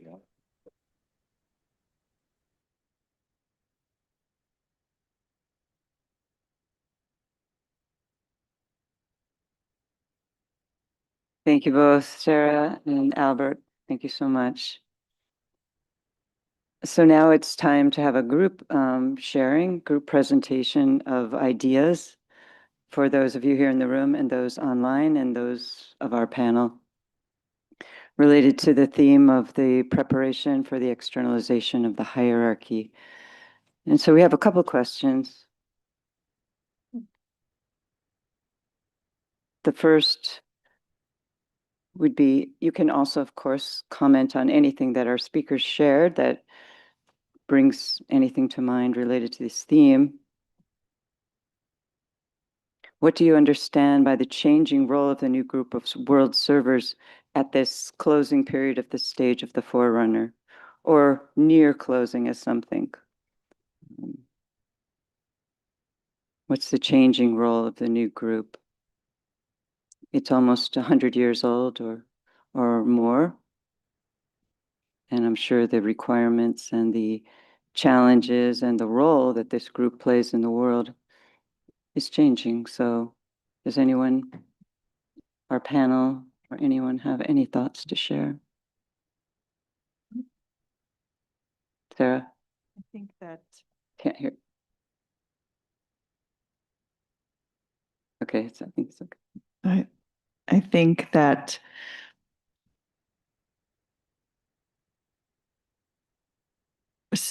especially now when things are so chaotic in the world around us, and intelligent, loving people who don't have access to this teaching are so emotionally captured by the drama that's unfolding. For us to really stay in that calm center, to be able to see what's going on, but hold the higher intention. The quote that struck me that I wanted to incorporate in my talk, that when we are in contemplation, we enter into the mind of God, and there we know that all is well, for all is planned. Like that kind of steadiness, I think, is super important for us to hold right now. Bart, yeah, take it to Mike.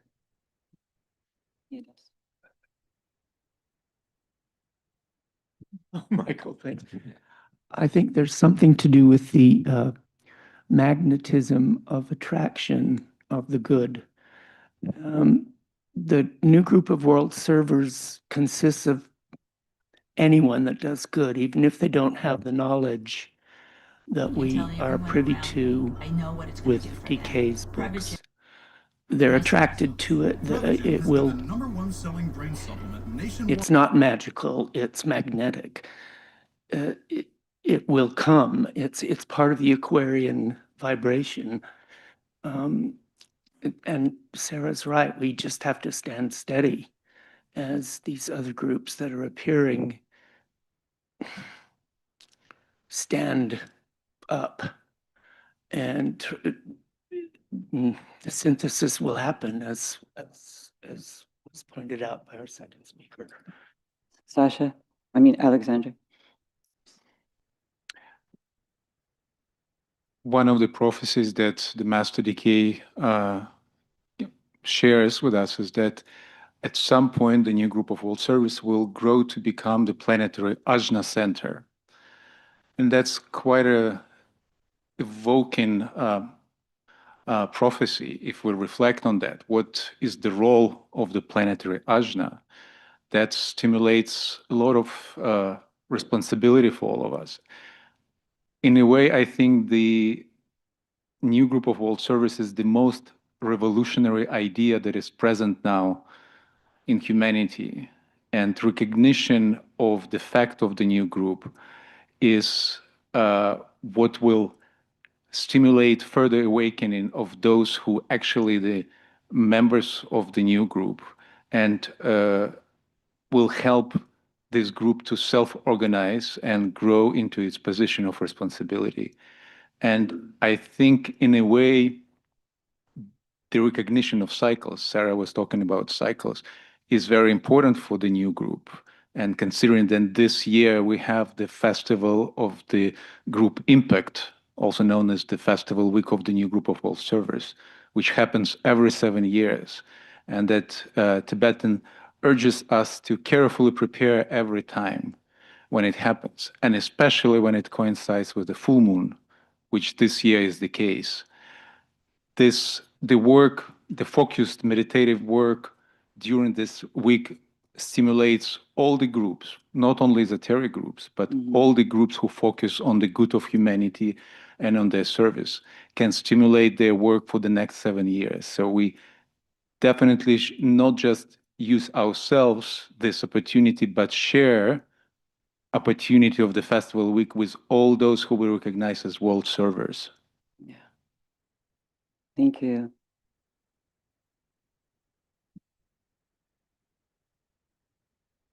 Yeah, it definitely seems like the festival week is coming into increasing importance, increasingly recognized as an event, whereas a few decades ago wasn't very much understood or known by anyone.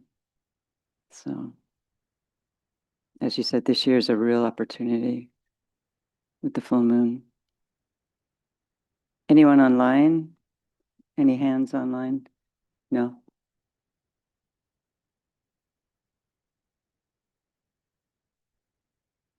Oh, there's a, is that a hand or is that? No, that's not a hand. It's a hand, it's a hand. So if I may, I think, we're being pressed. We're being squeezed. We're being put under intense pressure, especially those of us who have the values that we do. Obviously, we have shared values here. And we have people of goodwill. I couldn't be in a nicer group. And I think we're really under pressure. And I think that's why we're here, we're showing up, we're doing the work more keenly than I think, at least I am, more keenly than I did before. Because it seems like a lot is riding on this. We're really in an important change. And I do believe we can do something together. And I do believe we're magnetic and people will join us. Blessings. Thank you. Thank you. Hey, Diane.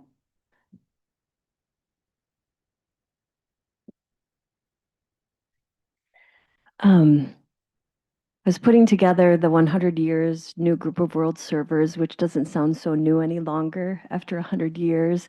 And the word that came was fresh, a fresh group, a fresh energy.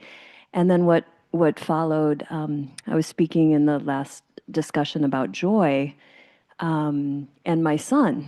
And part of our work, many of us on this path in this study for decades and decades and decades, how are we moving the joy of this intellectual and practical knowledge onto the next generations and tapping into their fresh energy and allowing their life force to really inspire our work, you know, in this last, you know, the pressure that some of us may be feeling right now.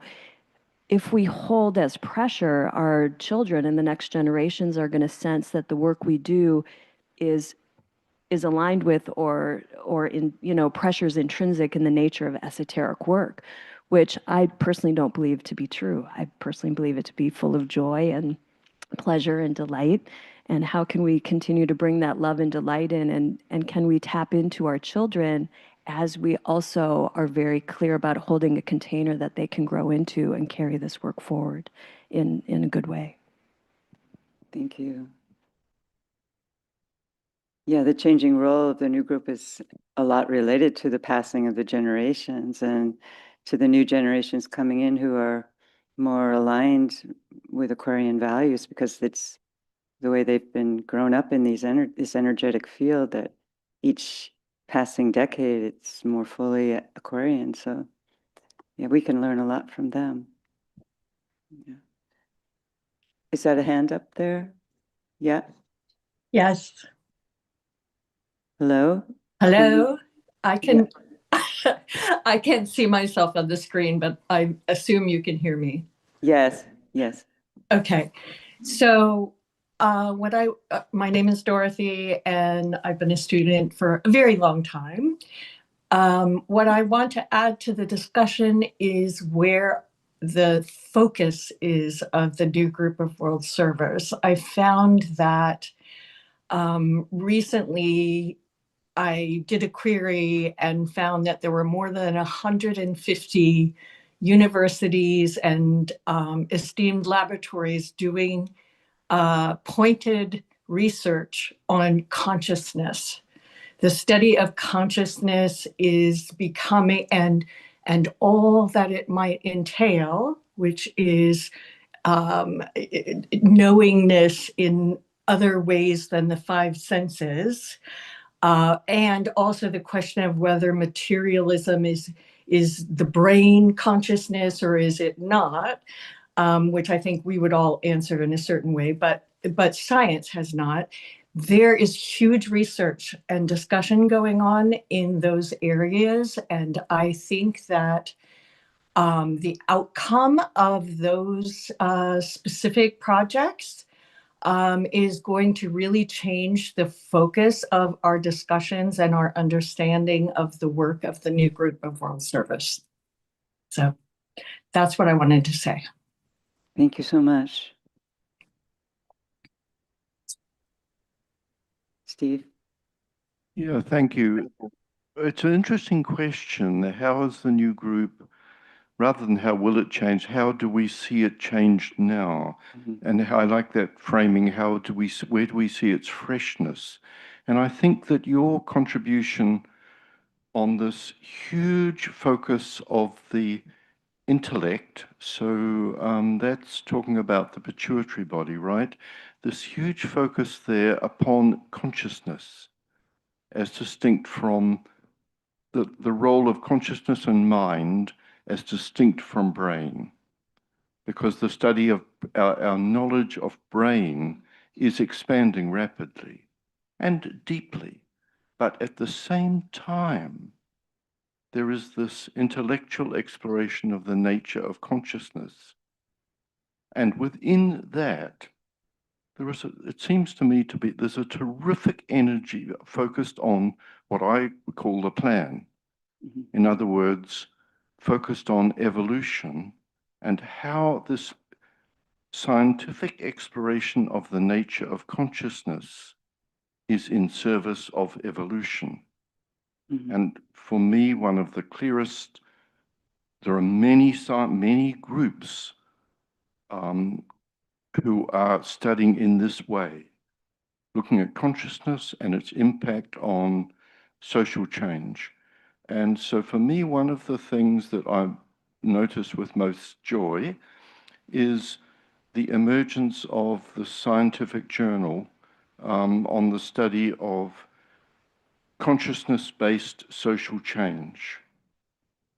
And just the very nature, and the journal is open, it's one of those very few scientific journals that you don't have to pay £1 million to get for one issue. It's freely available everywhere. And because it's drawing on an international group from all different cultures of practitioners in some field of social change work who are incorporating consciousness in their work and the role of consciousness, it has this extraordinary range of case studies and investigations. And I think that's the freshness of where the new group's relationship to the heart of the new group and relationship to the ashram and part of this revelation of the soul, I think it's incredibly present. And for me, like each one of us who are on this esoteric path, the responsibility for those who are drawn to it to, in their field of affinity, perhaps in your profession, whatever it is that you're most engaged with humanity in your thought life, in that field, be constantly looking for this role that consciousness is playing in the thinkers in the field who are advancing thought. Just quick. Many years ago, about 15 probably, Paul Hawken wrote a book called Blessed Unrest. And in that, he catalogs over 1 million organizations working for human and animal betterment. And to me, it's a catalog of the new group of world servers. Yeah. And it's really, really interesting to read that 15 years ago, so many, they had a rolling scroll of the groups, and it was going to take 2 or 3 days to get through it all. So we're on the way. Yeah, and I think that's a counterbalance. What you were talking about, Steve, working in consciousness is such a counterbalance to the whole AI movement that is, it's dealing with the lower mind, and we need the lower mind, and it is a tool, but it's not the tool of creating bridges in consciousness whereby the world can begin to bring through, we can support the expansion of consciousness through these studies. But also all the work that we do, the subjective work that we do, is facilitating that work. So it's a big chain, a chain of hierarchy. So, hi. Yeah, I think of it more in terms of a celestial dynamic that is being used by the masters. 100 years ago, we were planning and putting things in the earth in order for us to grow, in order for us to nurture. And 50 years later, in the 70s, the central sun starts to appear, that light in which we know and we can see and we can discover ourselves. And so here we are another 50 years later, and it's time for us to lay more seeds so that we can grow a field that the earth can be nurtured and nourished through that. Yeah. That's it. Thank you. There's two hands on. Okay. Yeah, and after these three, hopefully not too long sharings, we'll have to cut our session short and go into the next and final session. So can you unmute your mic? Are you Hello? speaking to me? I don't know. Jacqueline Pogue, yep. Oh, it's Go ahead, Jacqueline. Jacqueline. Hi. Hi. I would like to build on the issue of consciousness.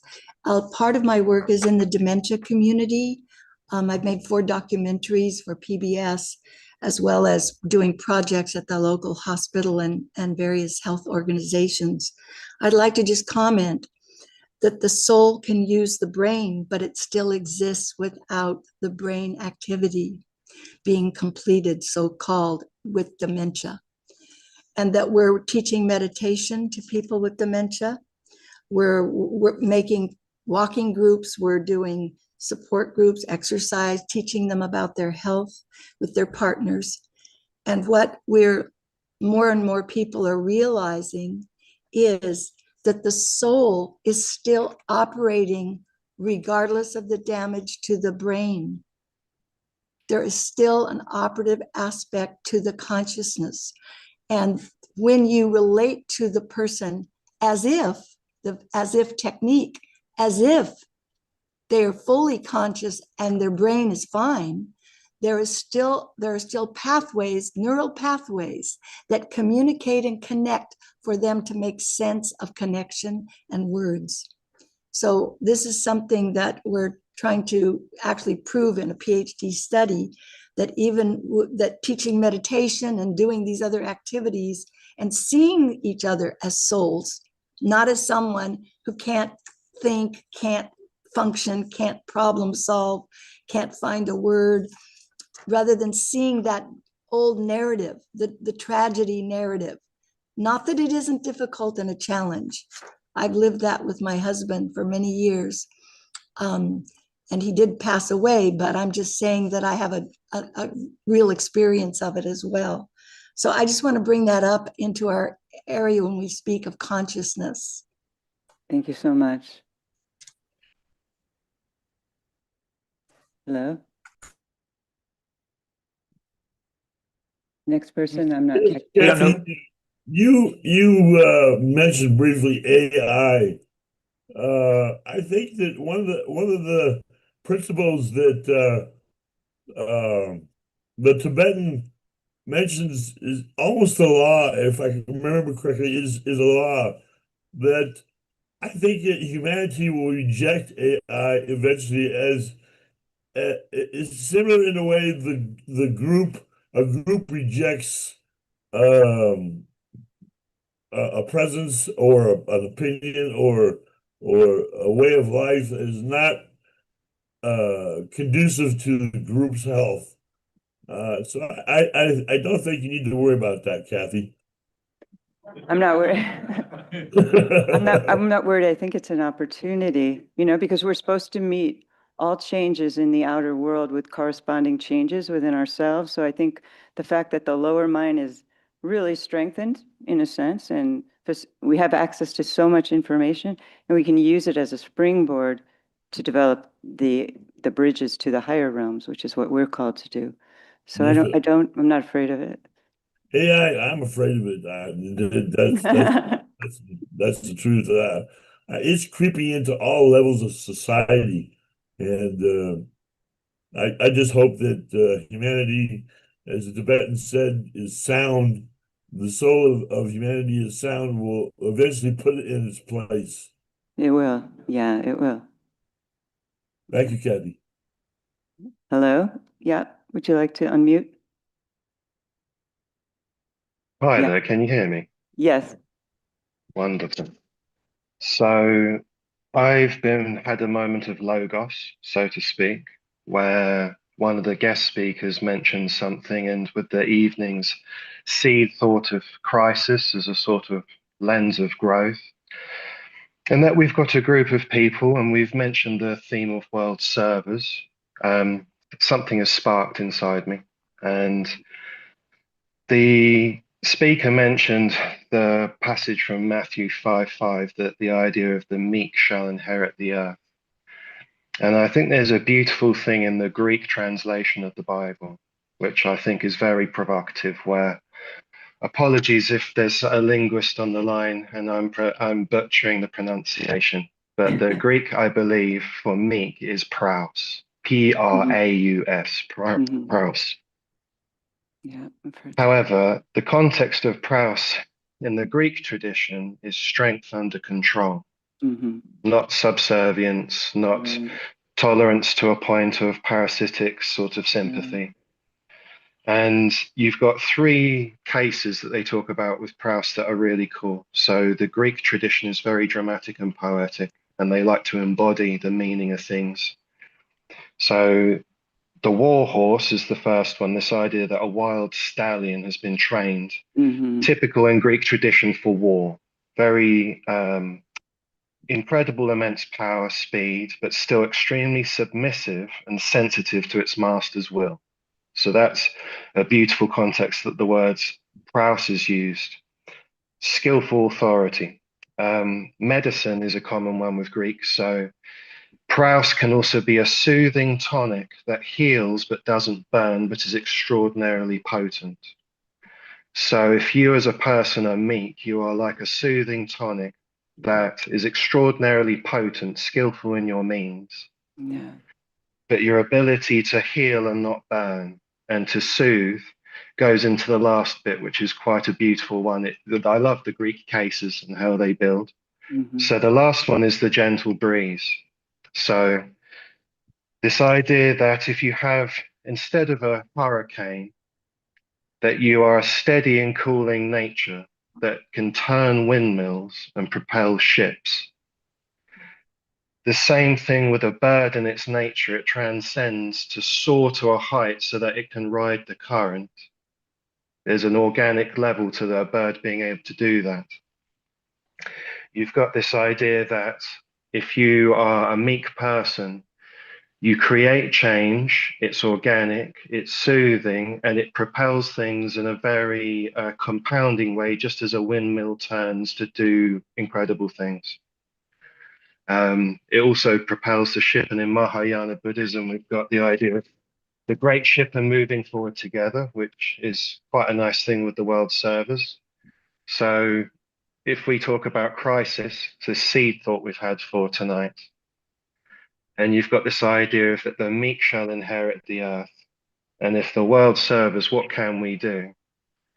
Is it the idea that the idea of meekness is a person that is a quietly powerful, strong and potent, under great control, and embraces crisis in your nature as a soothing current? I don't know if that's a sort of beautiful way of looking at it, but if I took my childhood and the interpretation of me, I would think of someone who's constantly got their hands out begging for hope and change. And all the great masters, the word is masterful.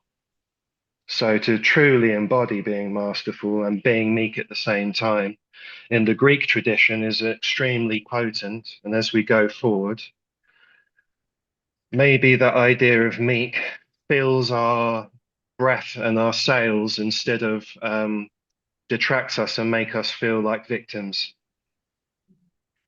Thank you so much. That I actually investigated that same issue that you just, yeah, and how horrible it is that our world misinterpreted that key line, you know.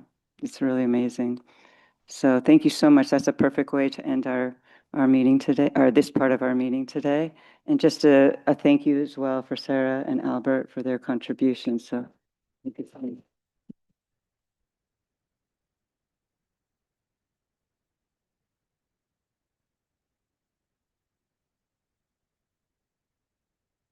So we're going into a break now, and we'll come back in maybe 12 minutes, 12 to 15 minutes or so.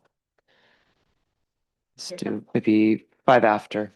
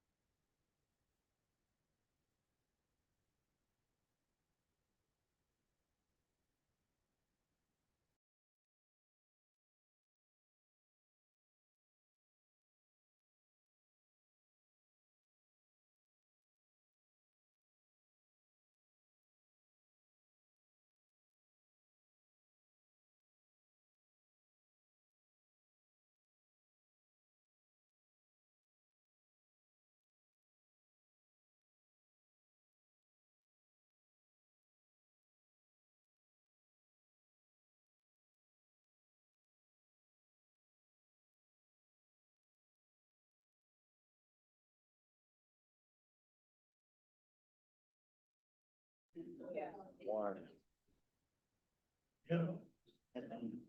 Where's our coworker?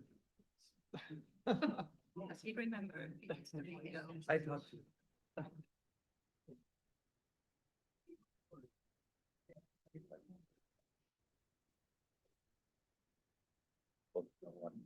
Welcome, everybody. We'll go ahead and head back if we could.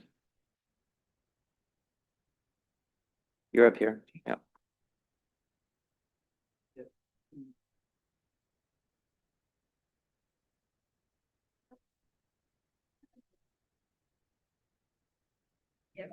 Yeah.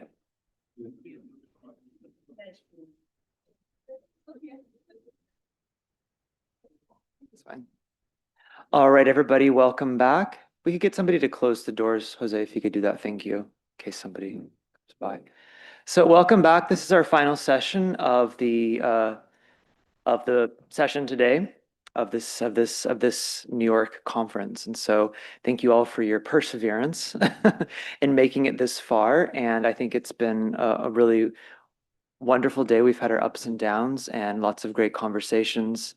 And now they're continuing. And so for this session today, we're focusing on the theme group service and the demonstration of sound and light. And so we're looking today, we have two great speakers, Maite Gomez, and we have Larry McKenna, who will be joining us online to speak on this theme on group service, the demonstration of sound and light. We will have a panel after that. Hopefully we'll bring in a few audience questions or comments as well. So Larry, we can go ahead and bring Larry up. Larry will deliver the first talk.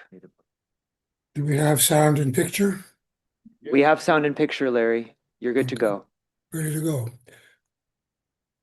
Well, thank you, Michael. And good evening and good afternoon. It's been a very inspiring day. Group use of sound, the untapped potential of the great invocation. As the Aquarian Age word of power, the great invocation is the focused expression of the sound streaming forth from Shambhala, the center where the will of God is known. While it's true that the potential of the great invocation remains largely untapped, genuine progress along these lines has been made by many integrated, soul-infused personalities using it daily, since the final stanza was released to a shattered planet at the end of the Second World War. What, may we ask, would be the result of the release of the full potential of the great invocation? The Tibetan answers, the great invocation, rightly used, could reorient the consciousness of humanity, stabilize men in spiritual being, disrupt and rebuild the planetary thought form which men have created in the past, and which has had and is having such disastrous and cataclysmic results, and open the door into the new age, thus ushering in the new and better civilization. The soul on its own plane possesses and employs all words of power and the formulas used in the practice of white magic. The great invocation becomes a true word of power only when the personality achieves alignment with the soul. Along with other approaches to service employing the great invocation, participation in the work of the Triangles Network is a readily available opportunity for those wishing to help untap the full potential of the great invocation. The beauty of this form of group service lies in its simplicity and brevity, concluding with the sounding of the great invocation. It's important not to underestimate the effectiveness of working in this way, because as the Tibetan again reminds us, energy follows thought, and the work of the triangles is that of directing thought.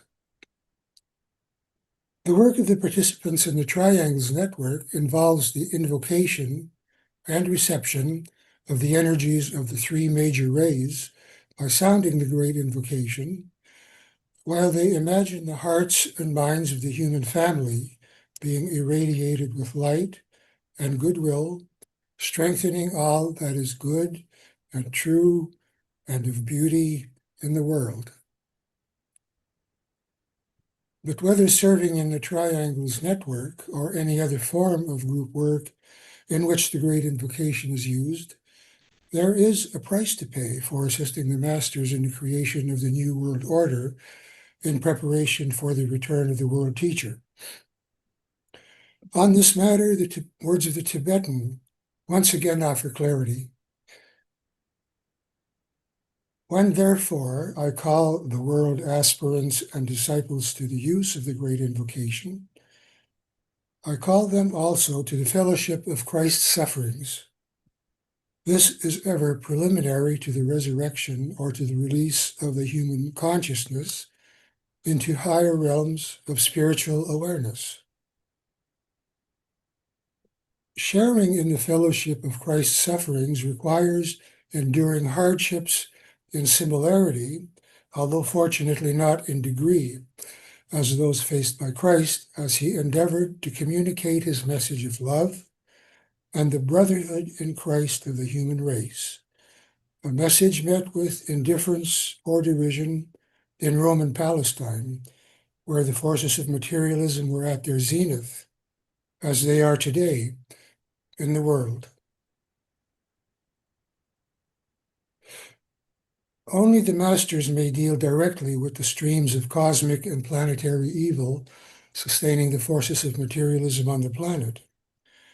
While sharing in their work, disciples stand safely within the radiance and security of the hierarchical aura and are shielded from undue harm. But when disciples sound the words, "Let the plan of love and light work out, and may it seal the door where evil dwells," a definite process is set in motion. Their personality vehicles meet with the disintegrative and often painful purification that accompanies growth in spiritual being. In this, they share, in lesser degree, the fellowship of Christ's suffering and his mission against evil. Through this experience, they pass through their own resurrection from the tomb of matter and enter the higher realms of spiritual awareness.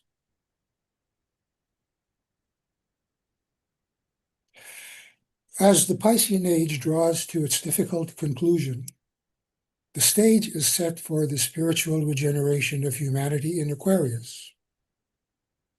From within the esoteric heart of the cross of the crucified Christ, the sound of life, released through the group use of the Great Invocation, goes forth. It meets with violent opposition from the sound of death, which governs the disciples of selfish materialism, who remain indifferent to the suffering that they inflict upon their fellow human beings. And this is the tragedy of our times. It is in lawless conditions, such as those of the present, that world saviors appear when the need and demand are strong enough.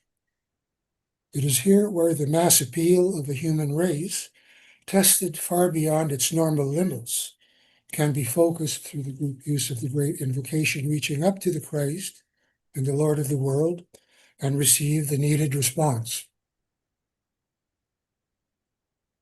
Sri Krishna, who, according to the Tibetan, was an earlier incarnation of Christ, testified to this cyclical restoration of divine law with these familiar words from the Bhagavad Gita. Whenever there is a withering of the law and an uprising of lawlessness on all sides, then I manifest myself. For the salvation of the righteous and the destruction of such as do evil, for the firm establishing of the law, I come to birth in age after age. He who thus perceives my birth and work as divine as in truth it is. He goes to me.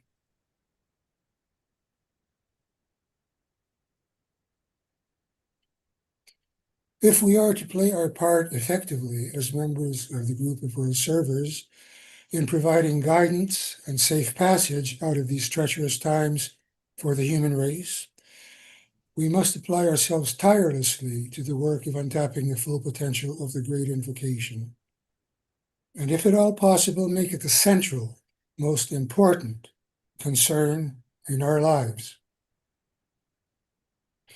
We must remember the sacrificial nature of liberating humanity from the forces of materialism. The great invocation is our primary word of power in this work. It must be used by the soul, integrated with and in control of its personality, and wielded with dynamic, liberating harmlessness. Our group goodwill must extend to all, including those who serve the forces of darkness, leaving them finally to God's mercy. Thereby will we stand aligned with the center where the will of God is known, in lighted cooperation with the purpose which the masters know and serve. Thank you.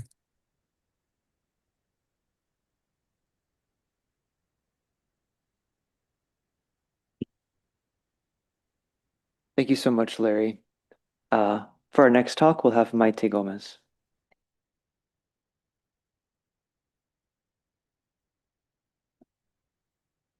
Thank you, Michael. And hello, friends, and thank you for this opportunity to serve on behalf of the group. I'm speaking about the theory of evolution of light. That sounds very scientific and very scary, but I'll speak about it in very simple terms. In occult science, light is the fundamental spiritual substance underlying both consciousness and form.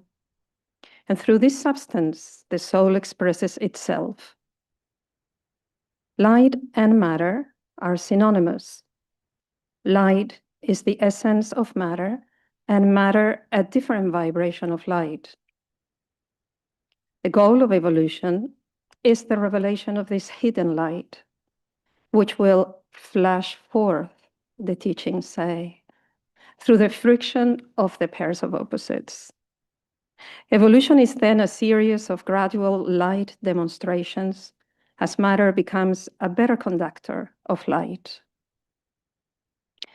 Crucially, these demonstrations of light unfold through form, and that includes us.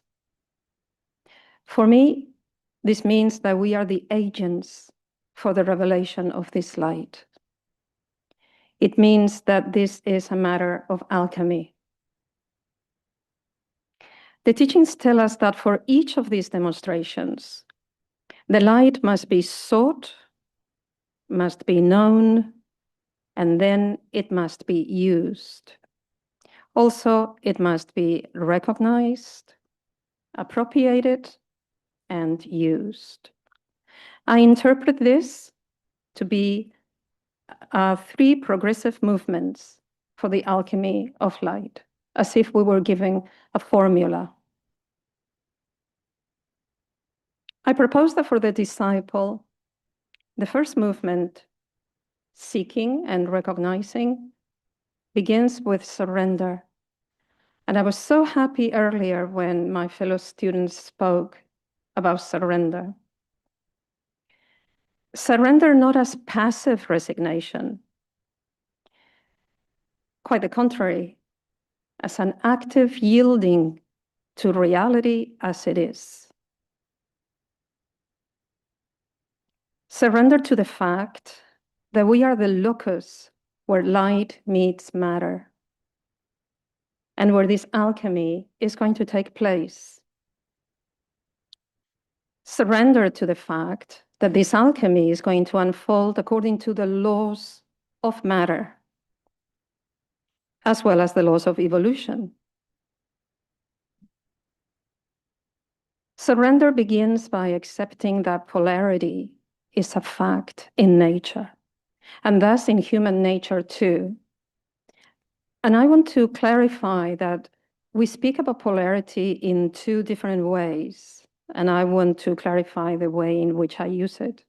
Sometimes we speak about polarity as the polarity between spirit and matter, for example. That's not the way I'm using it here. I'm using polarity to mean when light meets matter, we go into a polarity of two distortions, in two extremes, the extremes of the opposites. And they're both distortions. Whereas in the other sense of polarity, we're not speaking about distortions, we're speaking about different natures, so spirit and matter. But I'm speaking here about two distortions, for example, when we are too rigid or too flexible, when we are prone to self-criticism or prone to pride.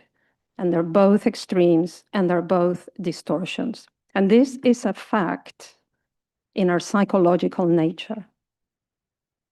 This kind of polarity is not an obstacle to our path. It's not a deviation from it. This is the very condition through which light is going to become visible. This polarity is the path itself. So what I'm speaking here is about a full acceptance of our human nature. A full acceptance that we are fields for the play of the opposites, for the play of these distortions. We might believe that we are already accepting this. I believe the truth remains for all of us, that the most common responses to this kind of polarity are either a rigid identification with one of the poles or an unconscious oscillation between the two. And the key word there is unconscious. True acceptance of our polar nature means to understand the process without identifying with the content and actively seeking synthesis between the two poles. Every partial synthesis that we achieve will be a demonstration of light.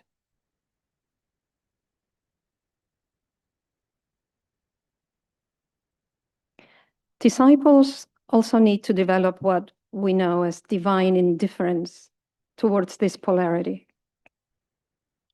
And this does not mean that we let go of agency. Quite the contrary. We must develop this divine indifference precisely to develop agency. Precisely so that we can become agents. The teachings say conscious, directing agents. Conscious on a first layer, because we recognize the dynamic of polarity itself. On a deeper layer, because we can uncover the content that the unconscious mind is projecting onto that polarity. And at an even deeper layer, because maybe we can attempt to reveal the occult forces, perhaps karmic forces, that are truly at play in that polarity, and which we are going to perform the real alchemy. Directing, because we move willingly, relentlessly towards synthesis. And agents, because it is through our action that we become co-creators of light in this alchemy. Being co-creators of light brings a great deal of pressure. The pressure of seeing the darkness that light reveals, and that is within ourselves, within our group, and in humanity, as we very well know. The pressure of witnessing old forms collapse at all those levels too. The pressure of understanding only a fragment of a plan that we know is so much bigger and we don't understand completely. And the pressure of becoming more and more sensitive as we become better conductors of light. The Tibetan asks, can the disciple stand this pressure?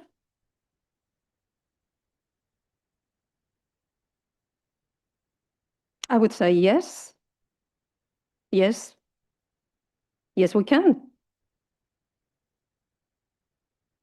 I'd say we can by using our will to surrender. And there is no paradox here, no play on words. The strength of conscious surrender may just be what helps us bear the darkness, what helps us understand the light and love that underlie the happenings of the time. It may be what helps us live within the boundaries of the little we know and everything that we don't know. And perhaps that surrender is what helps us to continue being sensitive, but not fragile. I believe surrender is part of our discipline. It is the way of the disciple. The second movement in this formula of alchemy that we've been given is to know light and to appropriate light. And this is what we do experientially and consciously through our sustained inner work.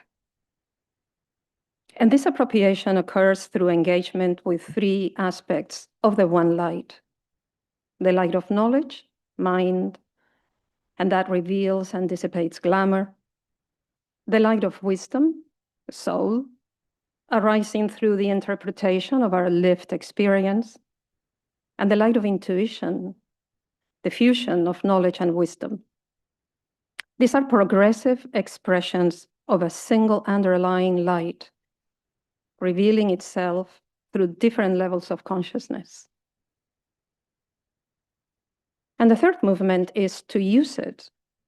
The Tibetan reminds us that the power to use the light is going to come only when we drop that symbol of having a searchlight and we begin to believe that we are that light. When we begin to see ourselves as the light and as the irradiating center. This is the meaning, we know, of Christ's affirmation, I am the light. Well, we are the light. Sought and recognized, known and appropriated, used and revealed in different degrees, but the light. We are tangible light, revealed in each partial synthesis that we achieve between the opposites, between distortions. And that light can be expressed in our relationships and in the structures that we create for our lives. And then the light of intuition, of course, is the prerogative of the group. We know that we work on the dissipation of glamour in our individual lives, not only for our own liberation, but as a contribution to the dissipation of glamour in humanity's astral body. We know that this task can only be done by the group. Only the group disciple is able to blend the light of knowledge with the light of wisdom, reach the light of intuition, and then shine that light in all its power. As each of us evolves through the first two movements of this alchemy of light, then we enable the group to move towards the light of the intuition.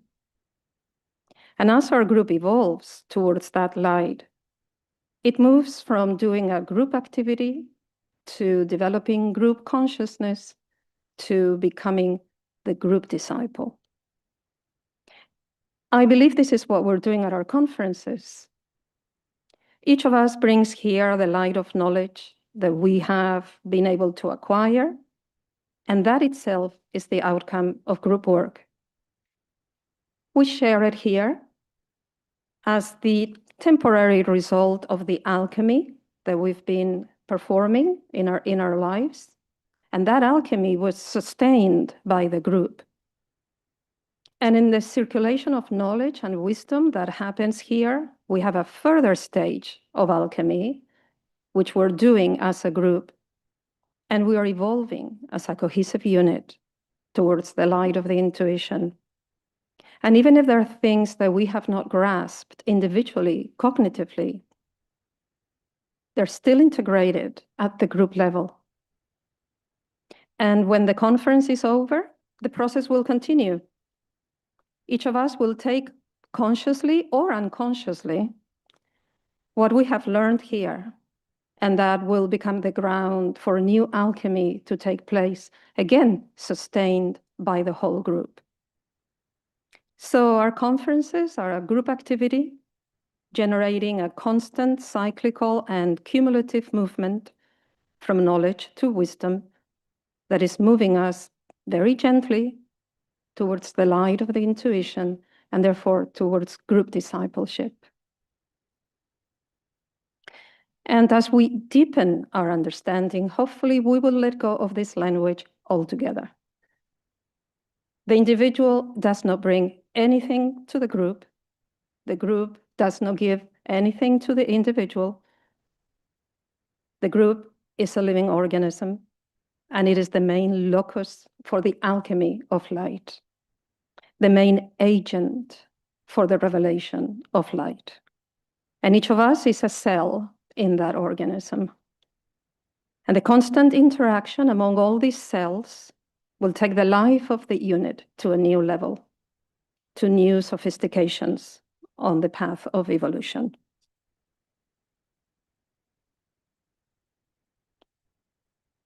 In one of the most ancient mantras that we know, we pray that the Lord may lead us from darkness to light. Well, because we're active agents, I take this as a statement of purpose. We affirm that we will seek and recognize the light, that we will know it and will appropriate it, and that we will use it. Occult science offers a clear path for this. It provides a definition of what light is, and through that, we can grasp the theory. It shows us how light can be revealed, and through that, we can perceive the goal. If we look closely, it also gives us a formula for the alchemy of this light, a formula for the revelation of light. If we surrender to this alchemy and to the laws that govern it, maybe we will find the correct use of force. And through all of that, right activity will follow. This right activity unfolds within this single organism. And we know that as an organism, we are only a cell of a greater organism that we know as the new group of world servers. So as one, we stand as co-creators of light and as agents for its revelation. Thank you.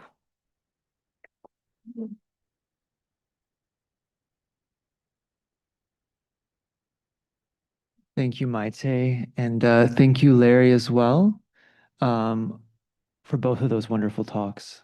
It was excellent. We're going to move now into a panel, and we will bring in the audience at some point, hopefully. So if we could bring Larry back up on the screen, and I'd like to also introduce another panelist who'll be joining us up here, Mince van der Velde, who is the director of the Geneva office. I'm sure you all know him, yes.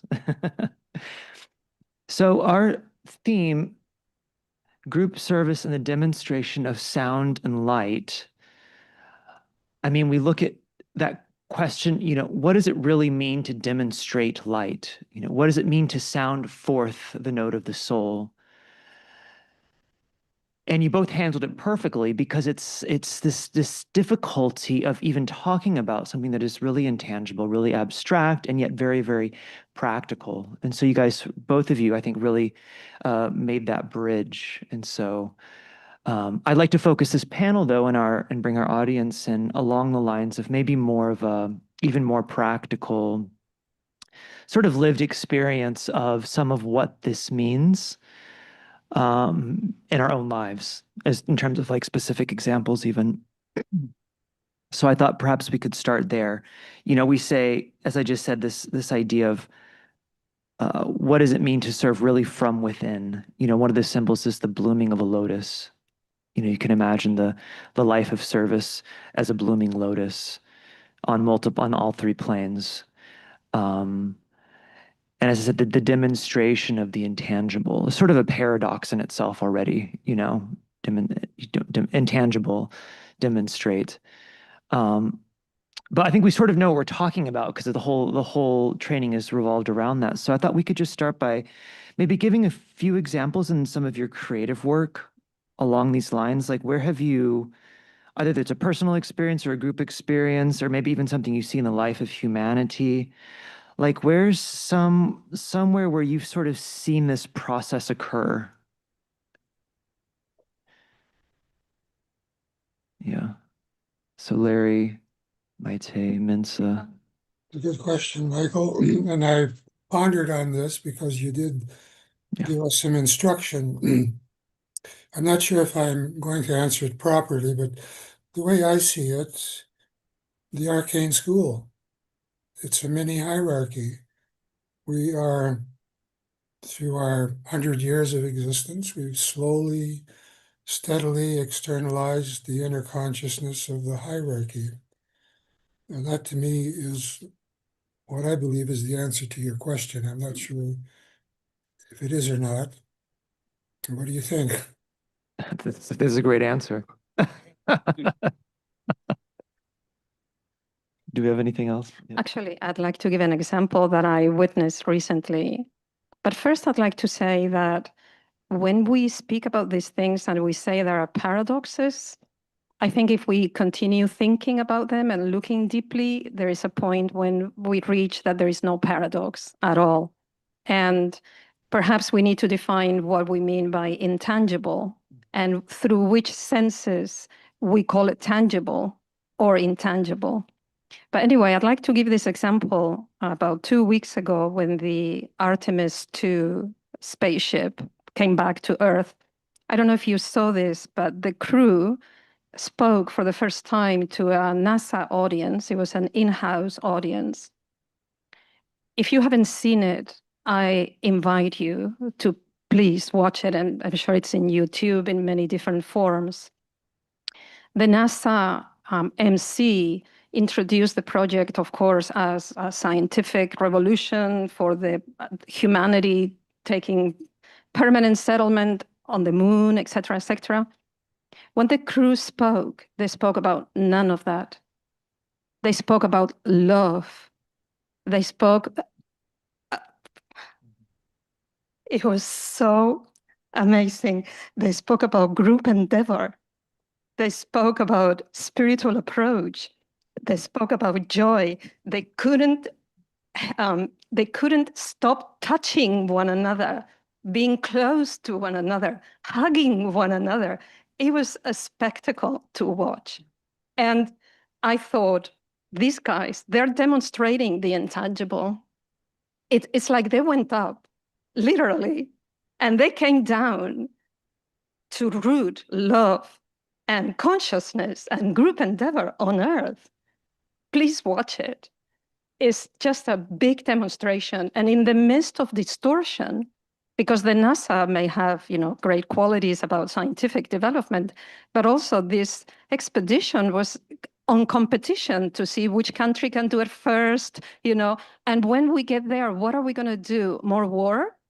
So there's lots of distortions on it, but in the midst of those distortions, these 4 people were embodying the soul. Absolutely beautiful. Please watch it. Yeah, thank you. I think we will. It's a great example, absolutely. Let me first express that I say that each conference, but each conference is absolutely true.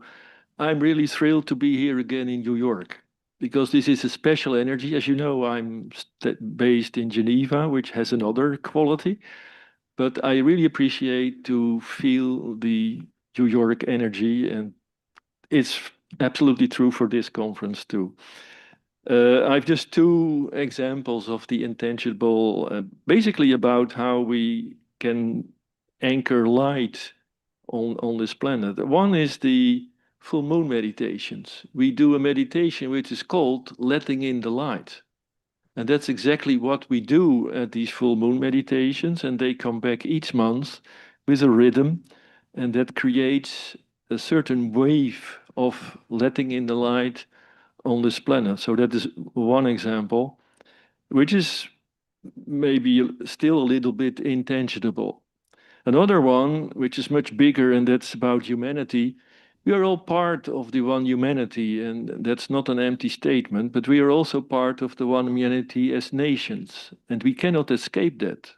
We could like it. We do no, I'm don't part of the humanity, but we are. And to my mind, one of the big expressions of light on this planet, it was after a big crisis. It was after the Second World War. And that was the foundation of the United Nations, and a bit later, the foundation of the Human Rights Council. The Security Council is here in New York. The Council of Humanity, the Human Rights Council is in Geneva. And to my mind, at the time that these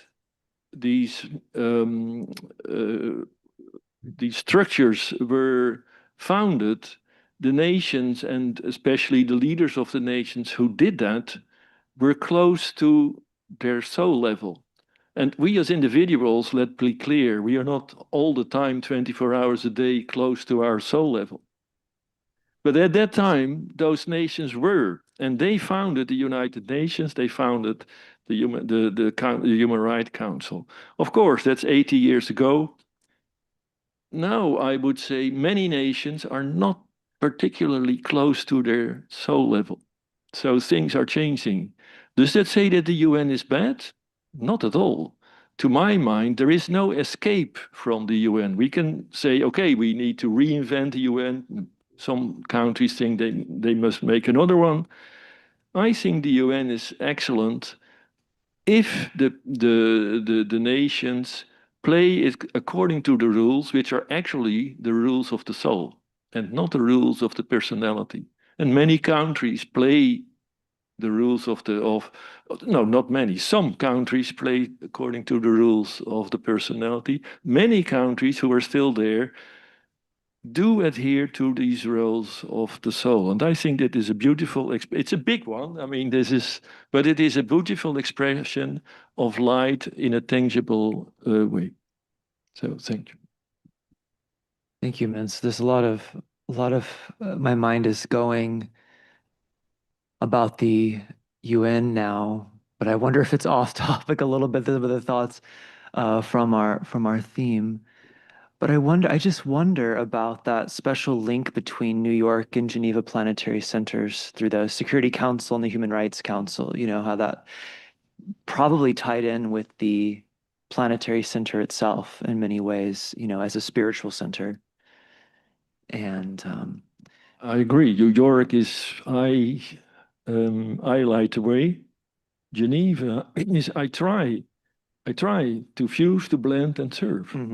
So that's already quite different, but it characterizes the two cities very well, and also the two.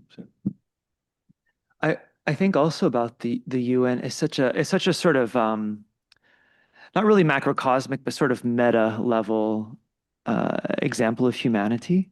It's not the macrocosm, but it's sort of like a meta thing for humanity. And we were talking in one of our groups, perhaps it was early yesterday, about the UN, and we were talking about the sort of UN itself at the level of soul, and UN at the level of organization, and it came up, what really is the UN at the level of the soul? Well, it's actually 191 points of souls. It's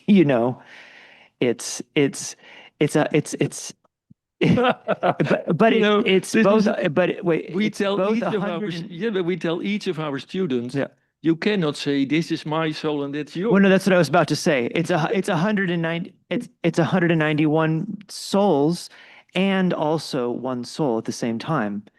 And so again, I know you mentioned this thing of paradox. I agree with the idea of tangibility. There's always higher levels of tangibility, but one of the names of the soul is resolver of all paradoxes. And so you have some of these more basic paradoxes, like something being both one and many. at a concrete level, that isn't possible for something to be both one and many. But then you, at a higher level, they literally can be literally one and many at the same time, you know? I think that is why every time we say paradox, we should put the adjective apparent before it. Apparent paradox. It's only apparent. When you go deeply, then there is no paradox. Yeah. Exactly. Yeah. Yeah, exactly. Yeah, I agree. Time is it? So I think we'll go, I had a few more questions here, but I thought an interesting one to bring in is something that came up yesterday. Larry, you mentioned the fellowship of Christ's sufferings, which is a very curious, phrase for us to ponder upon, what that means in a practical way today. The theme of suffering came up and the sort of difficulty of this idea that, we know the planet has chosen to evolve through pain and suffering. The planet has chosen a path of pain and suffering to evolve through. And at the same time,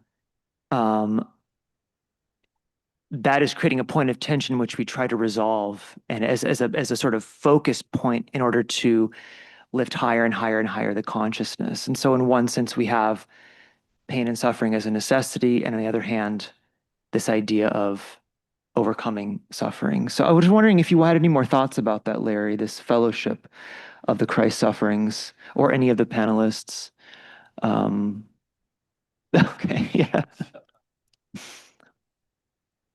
Do you have anything else? Maybe you don't, and it's okay. We can move on. But I'll jump in quickly. Yeah.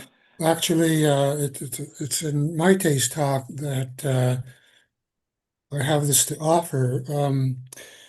She talks about the goal of evolution is the revelation of this hidden light, which will flash forth through the friction of the pairs of opposites. So to me, it's there. We live on a planet of pain in this solar system, and it's only as you bring the fire of the second ray into contact with the fire of the third ray, fire by friction, that pain is produced. And that to me is the whole condition of the evolution of the disciple, having to deal with the friction through the third ray and the second ray. And that produces, as Christ experienced his own pain upon the cross, as he was reaching out to the Father. And he said, Father, why hast thou forsaken me? He felt that pain at that moment, very focused. So that's my take on the fellowship of Christ's sufferings. Thank you, Larry. Yeah, of course. Because Larry mentioned the friction of the opposites. And my sense is that there is pain in the dance of the opposites, but the suffering comes when we're fully identified with the opposites. The unconscious oscillation from extreme to extreme brings a great deal of suffering. And I think as disciples, if we disidentify from the content of that movement, knowing that it is a fact in nature, then we may feel pain, but not necessarily suffering, because we're conscious and we are surrendering to the process, to the mechanism. And then there will be a difference between pain and suffering.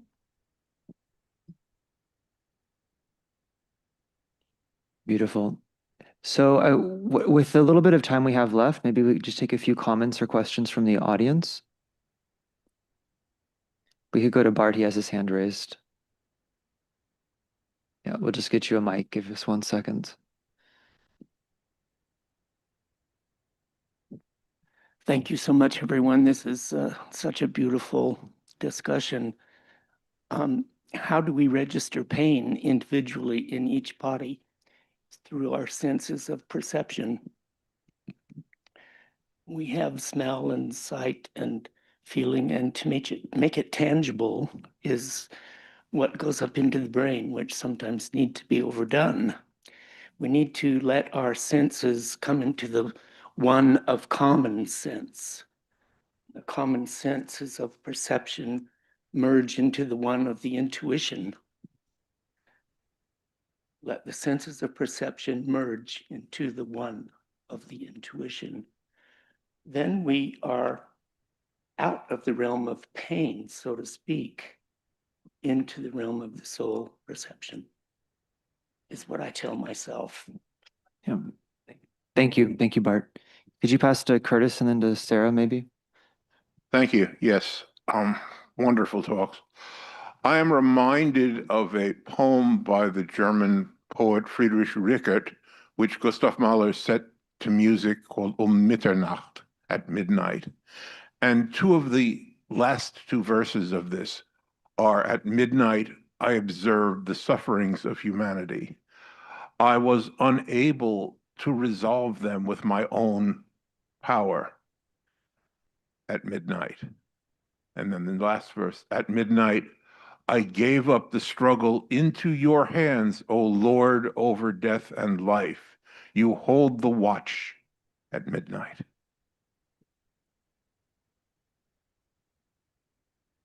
That was beautiful. That was beautiful. And the song from the Rickard leader is beautiful also.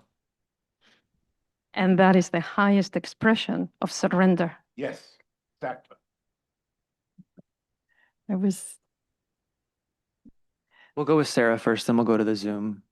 the idea of the difference between pain and suffering, that pain is inevitable and suffering is optional, and suffering comes from that clinging to or struggle against the pain.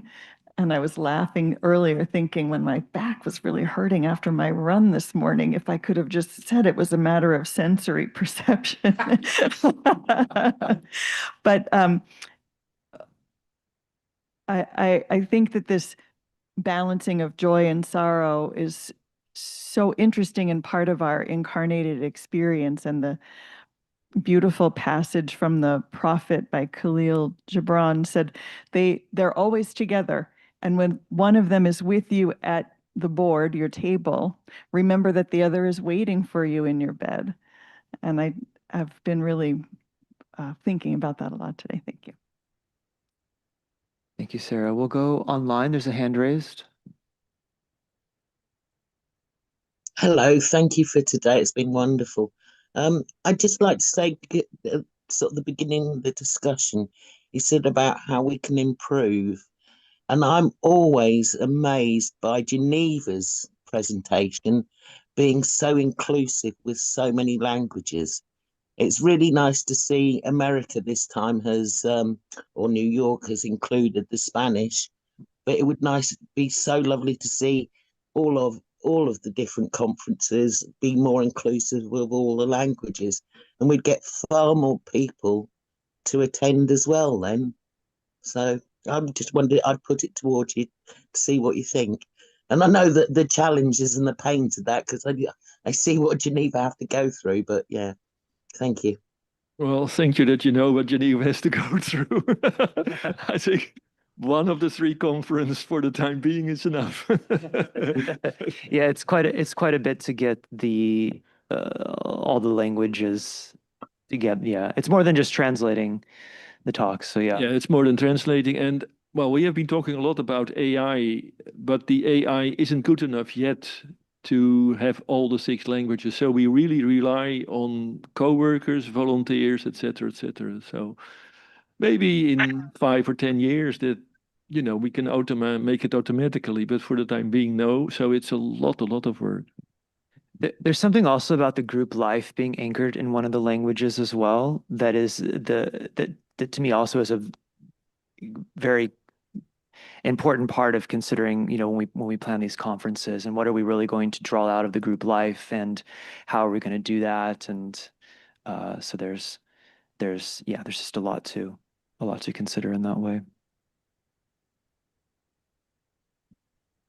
Wonderful. So I think we're going. Oh, let's go with Steve. If we have just one final short one. Okay, Yeah. just a quick response to Sam that one of the beauties for me is that the Spanish in New York and in London, the Greek, because the Greek text works through London. So London is translated is translated into Greek, and all the energy that's put into that, I think we should be conscious of. But I really wanted to respond and value this thought about the fellowship of suffering and the discussion of that and the poem, and put that in the context which you actually brought in, Larry, of the Great Invocation. That phrase, I witness the suffering of our time at midnight. And the suffering of our time, each of us can have our own image. For me, it is the despair of mental illness, particularly in the younger generation, as a collective pain that is unheld, undealt with. It's part of this initiation we're going through. And then taking that at midnight, I lift it, and this is what the invocation does. You know, the Tibetan tells us to ground the invocation in this fire of relationship with the whole species. The suffering that this initiation involves for the species and the planet, we know now, and the planet. And then through the invocation, this other voice of midnight. Thank you, Steve. I think that's a great way to conclude the session. Thank you very much. So I'll invite Christine Morgan up here to close the session now. Thank you, Chris.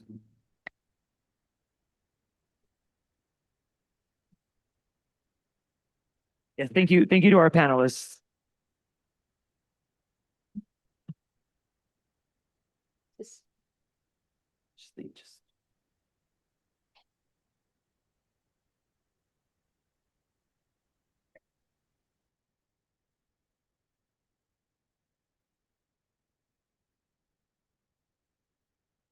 It's really hard to add to everything that we've said today, because the range of our subjects and the depth of them has been just wonderful. So I just want to thank the New York group for the organization, for the speakers, for the whole conference that we've had this weekend. And I'm sure you'll join me in that appreciation.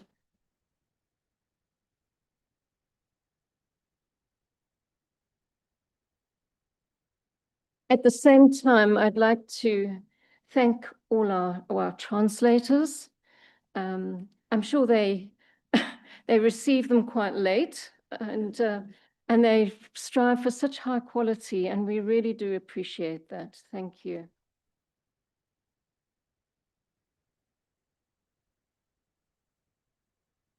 So we'll soon be going into our Arcane School Conference meditation for the last time this weekend. But I just thought there's quite a few people here who weren't here yesterday, and I just want to give some little word bites or sentences to reflect Saturday and unify it with today. Essential thoughts, really. Fire as aspiration, God as love, and as consuming fire are two aspects of the same process. Fire reveals where we are identified with a limitation, and love makes expansion possible, integration. The burning fire of love, synthetic thought, is both creative and destructive, an apparent paradox. The power of our united life destroys the life behind a glamour. Disillusionment is a stage in the soul's process. The new group of world servers holds the vision. And the two students on group life, alignment is heart and mind, not perfection, but persistence, poised readiness. The group is the one body of expression, the one that can develop perfect faith, commitment to the reality of spiritual evolution. And esoteric training is a living science, a basic tension between theory and its application. Apparent paradox, true knowledge is only from what we can experience, yet faith is to accept what we don't know. Take the knowledge that is yours, adjust it to world need, take the essence of what you know, and apply that essence creatively. That's a little snapshot of Saturday. So let us go now into our meditation, letting in the light. So just trying to get the right meditation outline.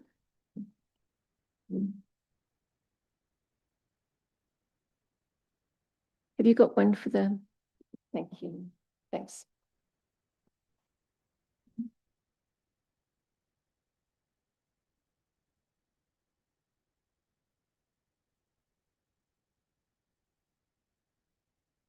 Group fusion. We affirm the fact of group fusion and integration when the heart center of the new group of world servers, mediating between hierarchy and humanity. I am one with my group brothers, and all that I have is theirs. May the love which is in my soul pour forth to them. May the strength which is in me lift and aid them. May the thoughts which my soul creates reach and encourage them.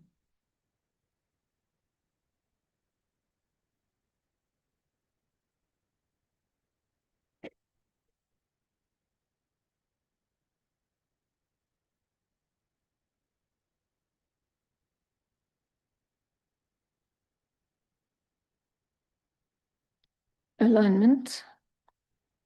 We project a line of lighted energy towards the spiritual hierarchy of the planet, the planetary heart, and the great ashram of Sanakamara, towards the Christ at the heart of hierarchy.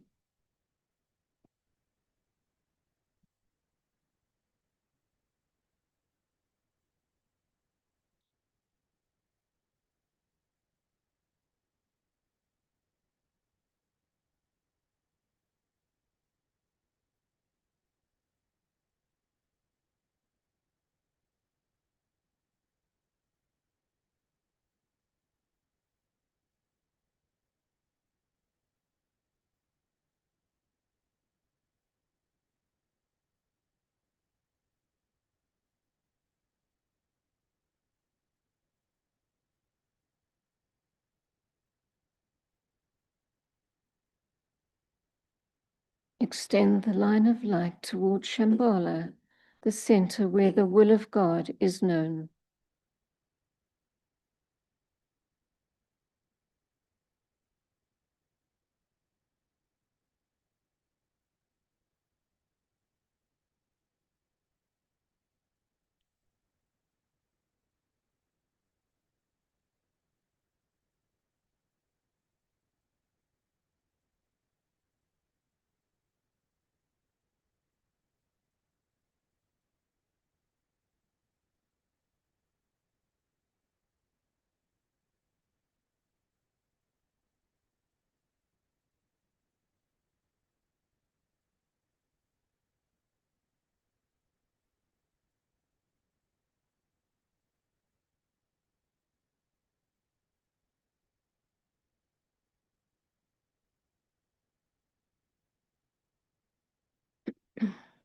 Higher interlude.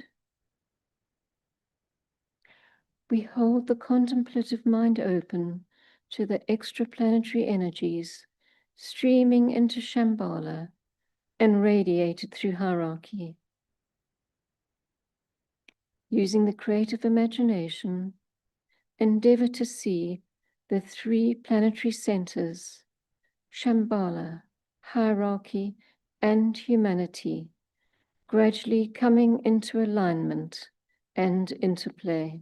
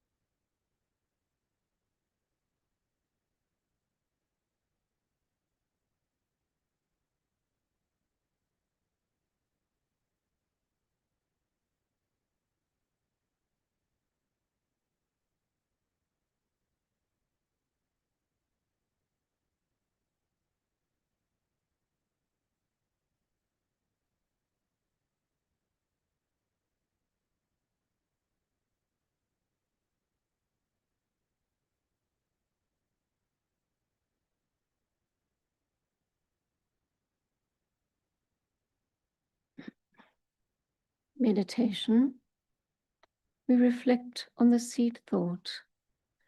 Let the fires of the group life destroy the veil hiding the Father's face.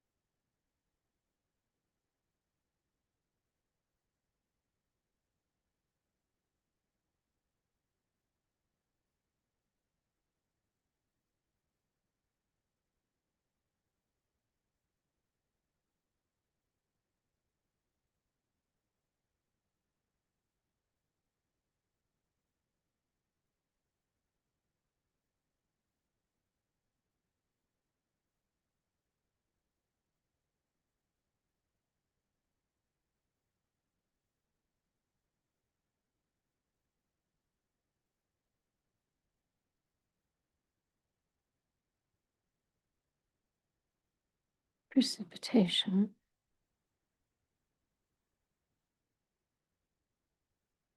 using the creative imagination, we visualize the energies of light, love, and the will to good pouring throughout the planet and becoming anchored on Earth in prepared physical plane centers through which the plan can manifest. We use the sixfold progression of divine love as the sequence of energy precipitation. Shambhala, hierarchy, the Christ, the new group of world servers, men and women of goodwill everywhere in the world, and physical centers of distribution.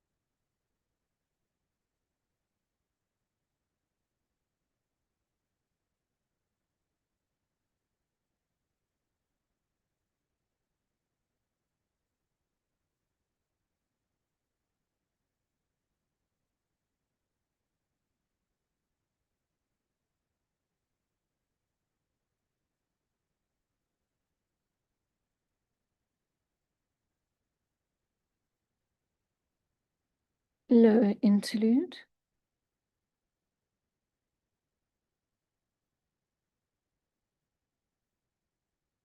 We refocus the consciousness as a group within the periphery of the great ashram.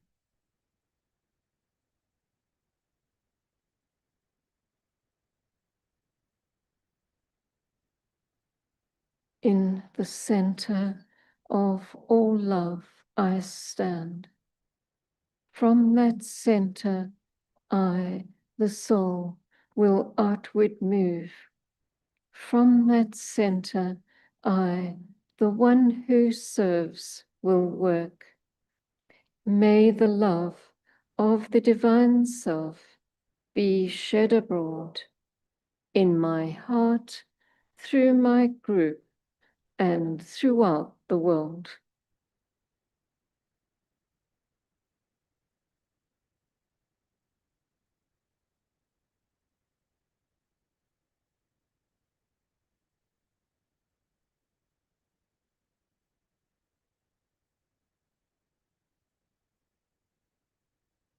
We visualize the downpouring spiritual inflow released from Shambhala through hierarchy and streaming into humanity through the prepared channel. Consider how these inpouring energies are establishing the pathway of light for the coming world teacher, the Christ.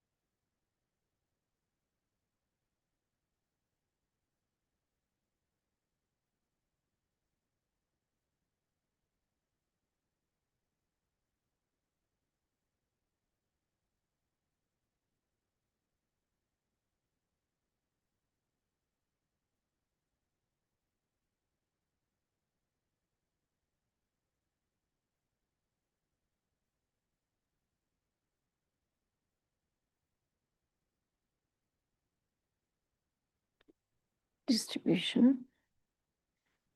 As the great invocation is sounded, we visualize the outpouring of light, love, and power from the hierarchy through the 5 planetary inlets: London, Darjeeling, New York, Geneva, Tokyo, irradiating the consciousness of the whole human race. From the point of light within the mind of God, let light stream forth into the minds of men. Let light descend on earth. From the point of love within the heart of God, let love stream forth into the hearts of men. May Christ return to earth. From the center where the will of God is known, let purpose guide the little wills of men, the purpose which the masters know and serve. From the center which we call the race of men, let the plan of love and light work out, and may it seal the door where evil dwells. Let light and love and power restore the plan on earth.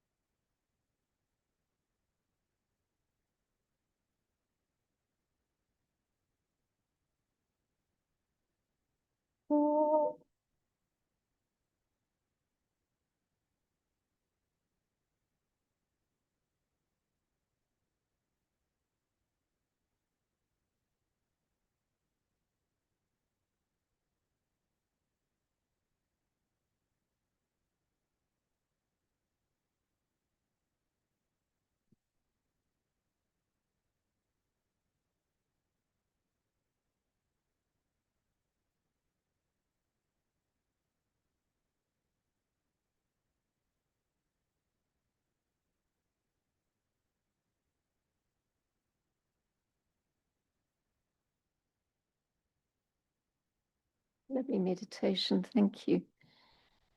So if anybody would like to do some more reflecting on the Father's face, we have 2 more conferences, one in Geneva on the 23rd, 24th, is that right, of May, and London the week after, the 30th and the 31st. And I just wanted to thank you as well, for coming here this weekend. We really appreciate your participation. And we look forward to seeing you either at another conference or next year. Thank you.